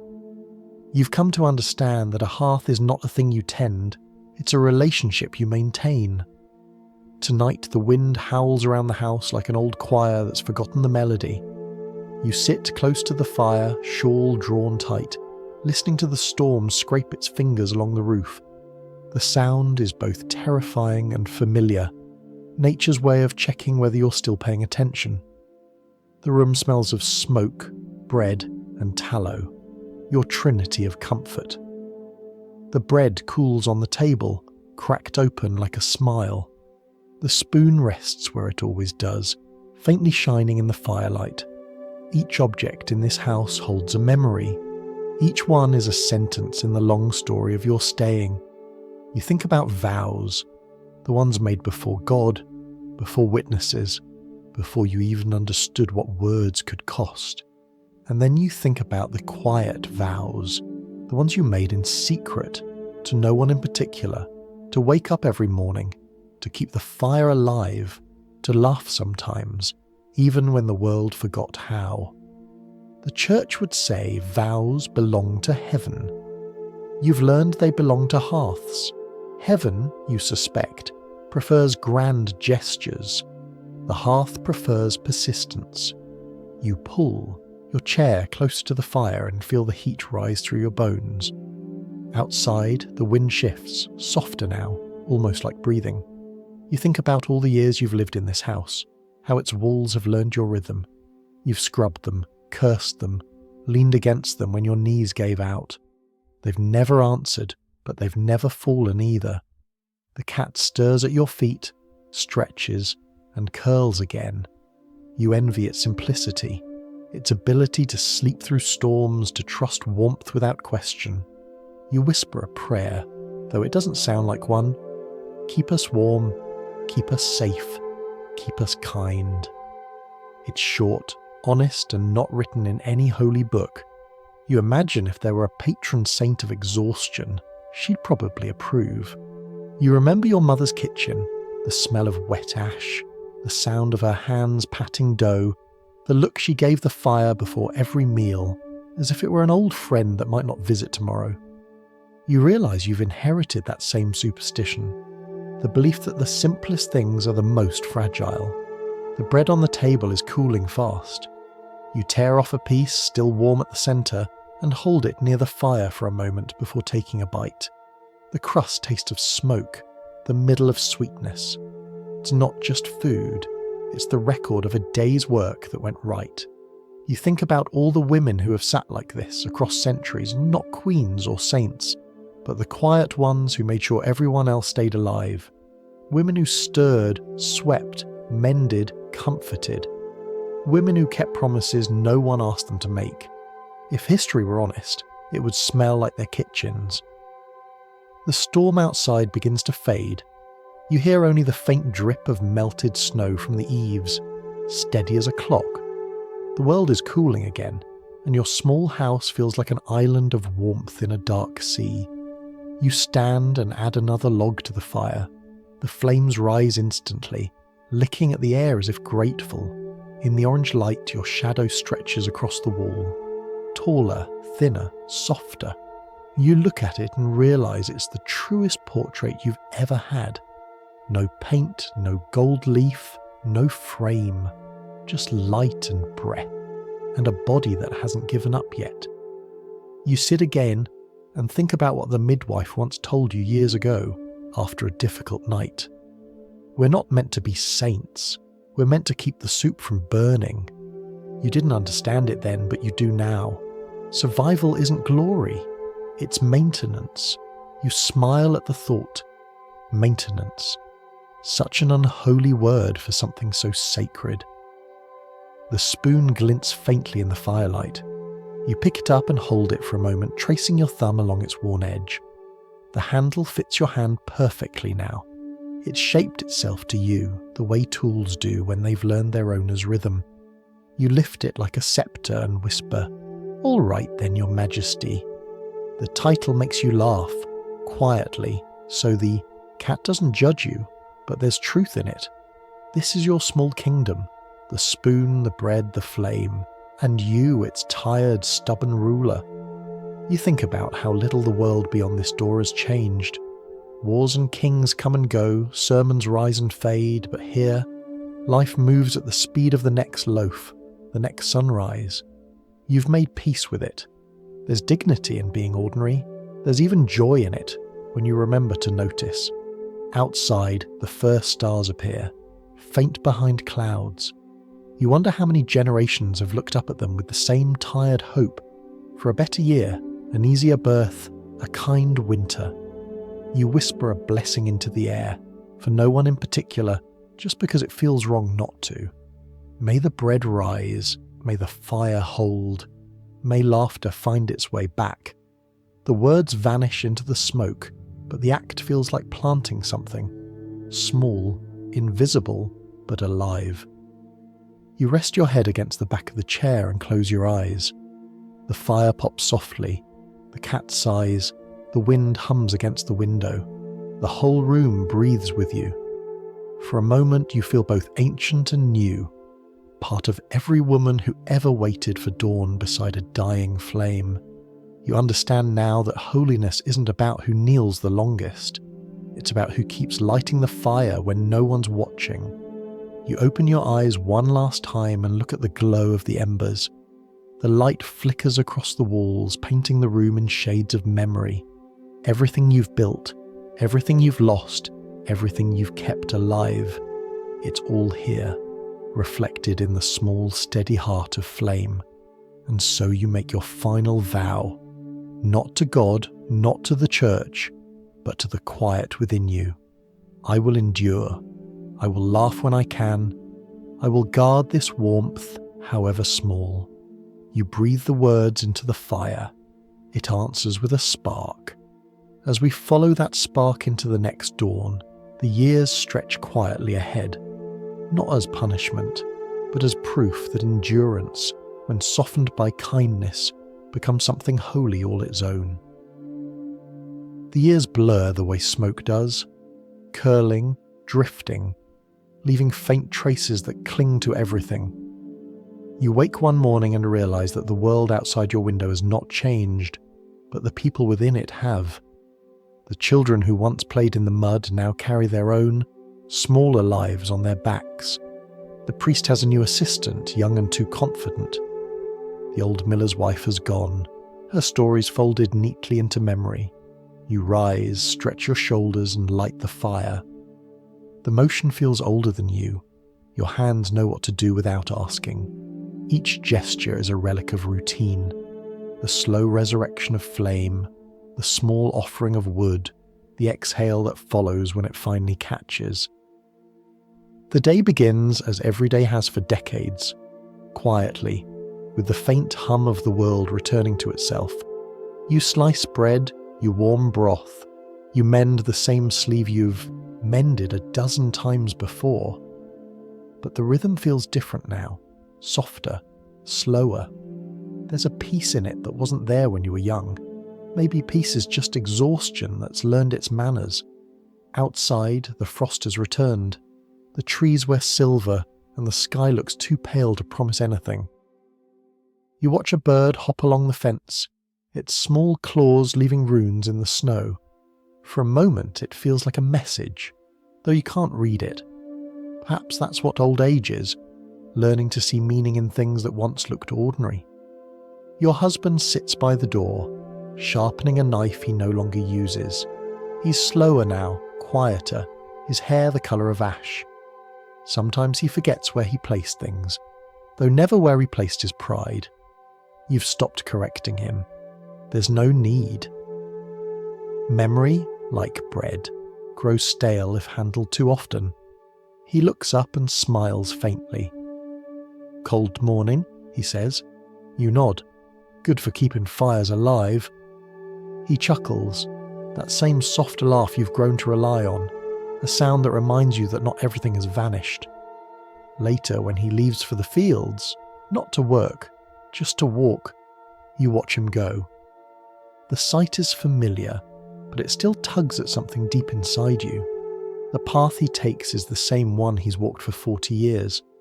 You can trace it blindfolded, and yet, every time you find yourself holding your breath until he returns. The house feels larger now, emptier in its corners. You've learned to fill it with sound. The scrape of chairs, the rattle of pots, the whisper of your own voice reciting half-remembered songs. Silence, left unattended, can grow too loud.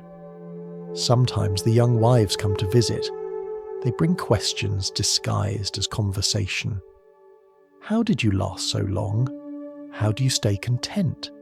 You pour them ale, watch them talk, and remember when you ask the same things. You want to tell them the truth, that contentment isn't found, it's practiced, that patience isn't given, it's built one burnt loaf at a time. But they wouldn't believe you yet. Belief, like wrinkles, comes later. Instead, you smile and say, "Keep your fire fed and your tongue softer than your broom." They laugh, not realizing it's both a joke and a map. In the evenings, you sit by the hearth, the light trembling against the walls, and think of all the seasons that have passed through you. Spring smelled like wet grass and birth. Summer tasted of barley and sweat. Autumn felt like cloth roughening in your hands. Winter always sounded like memory itself, slow and precise. You realize with a strange calm that the world no longer frightens you. Its cruelty, its beauty, they're just weather now, passing moods of a universe too old to mean harm. You've stopped trying to explain it. You just endure it with the same patience you give to kneading dough. The church bells ring every Sunday as they always have, but you rarely go. You still believe in your own way, but faith has shifted shape. It lives now in smaller gestures, in soup that never burns, in laughter shared over cracked cups, in forgiveness that arrives without ceremony. You suppose that's what faith was meant to be all along, not an instruction, but an instinct. Sometimes, when the fire burns low, you talk to the house. You thank it for keeping its promise, for standing, for holding warmth, for not letting the roof collapse in all these years. You wonder if it understands. Maybe it does. After all, you've both been rebuilt too many times to doubt the power of quiet persistence. One afternoon, as you sit by the window, a young girl passes by carrying bread to her mother's house. Her hair is braided with ribbons, her laughter bright as wind chimes. For a moment you see yourself in her, not the girl you were, but the one you hope to become. You smile, knowing she'll make her own mistakes, her own vows, her own quiet peace. The thought doesn't make you sad. It makes you grateful that the story continues, even if no one writes it down. When dusk comes, your husband returns, slower than before but still upright, still stubborn. You help him remove his cloak, hang it by the fire, and place a bowl of stew in his hands. He eats quietly, nodding between spoonfuls. "Still good," he says. You laugh softly. "Same recipe as always." "Then you've done something right," he replies. The night deepens. The fire hums low. You both sit in silence, your shoulders almost touching, your shadows leaning closer on the wall. The air between you is full of everything unspoken: forgiveness, fatigue, fondness. Words would only make it smaller. You watch the flames twist and bend. The light makes the wooden spoon glow faintly. You think of how long it has lasted, longer than kings, longer than wars, longer than most promises. You realise that legacy isn't carved in stone or ink. It's made of things that keep being used. When the last log falls into embers, you reach for his hand. His grip is warm, steady, familiar. You both sit there until the fire fades into ash. The room cools, but you don't move. You don't need to. The warmth lingers in the space between your palms. You look toward the window, where the first light of dawn begins to rise. The sky blushes pale gold, the colour of forgiveness. You whisper to no one and to everything, and somehow that's enough.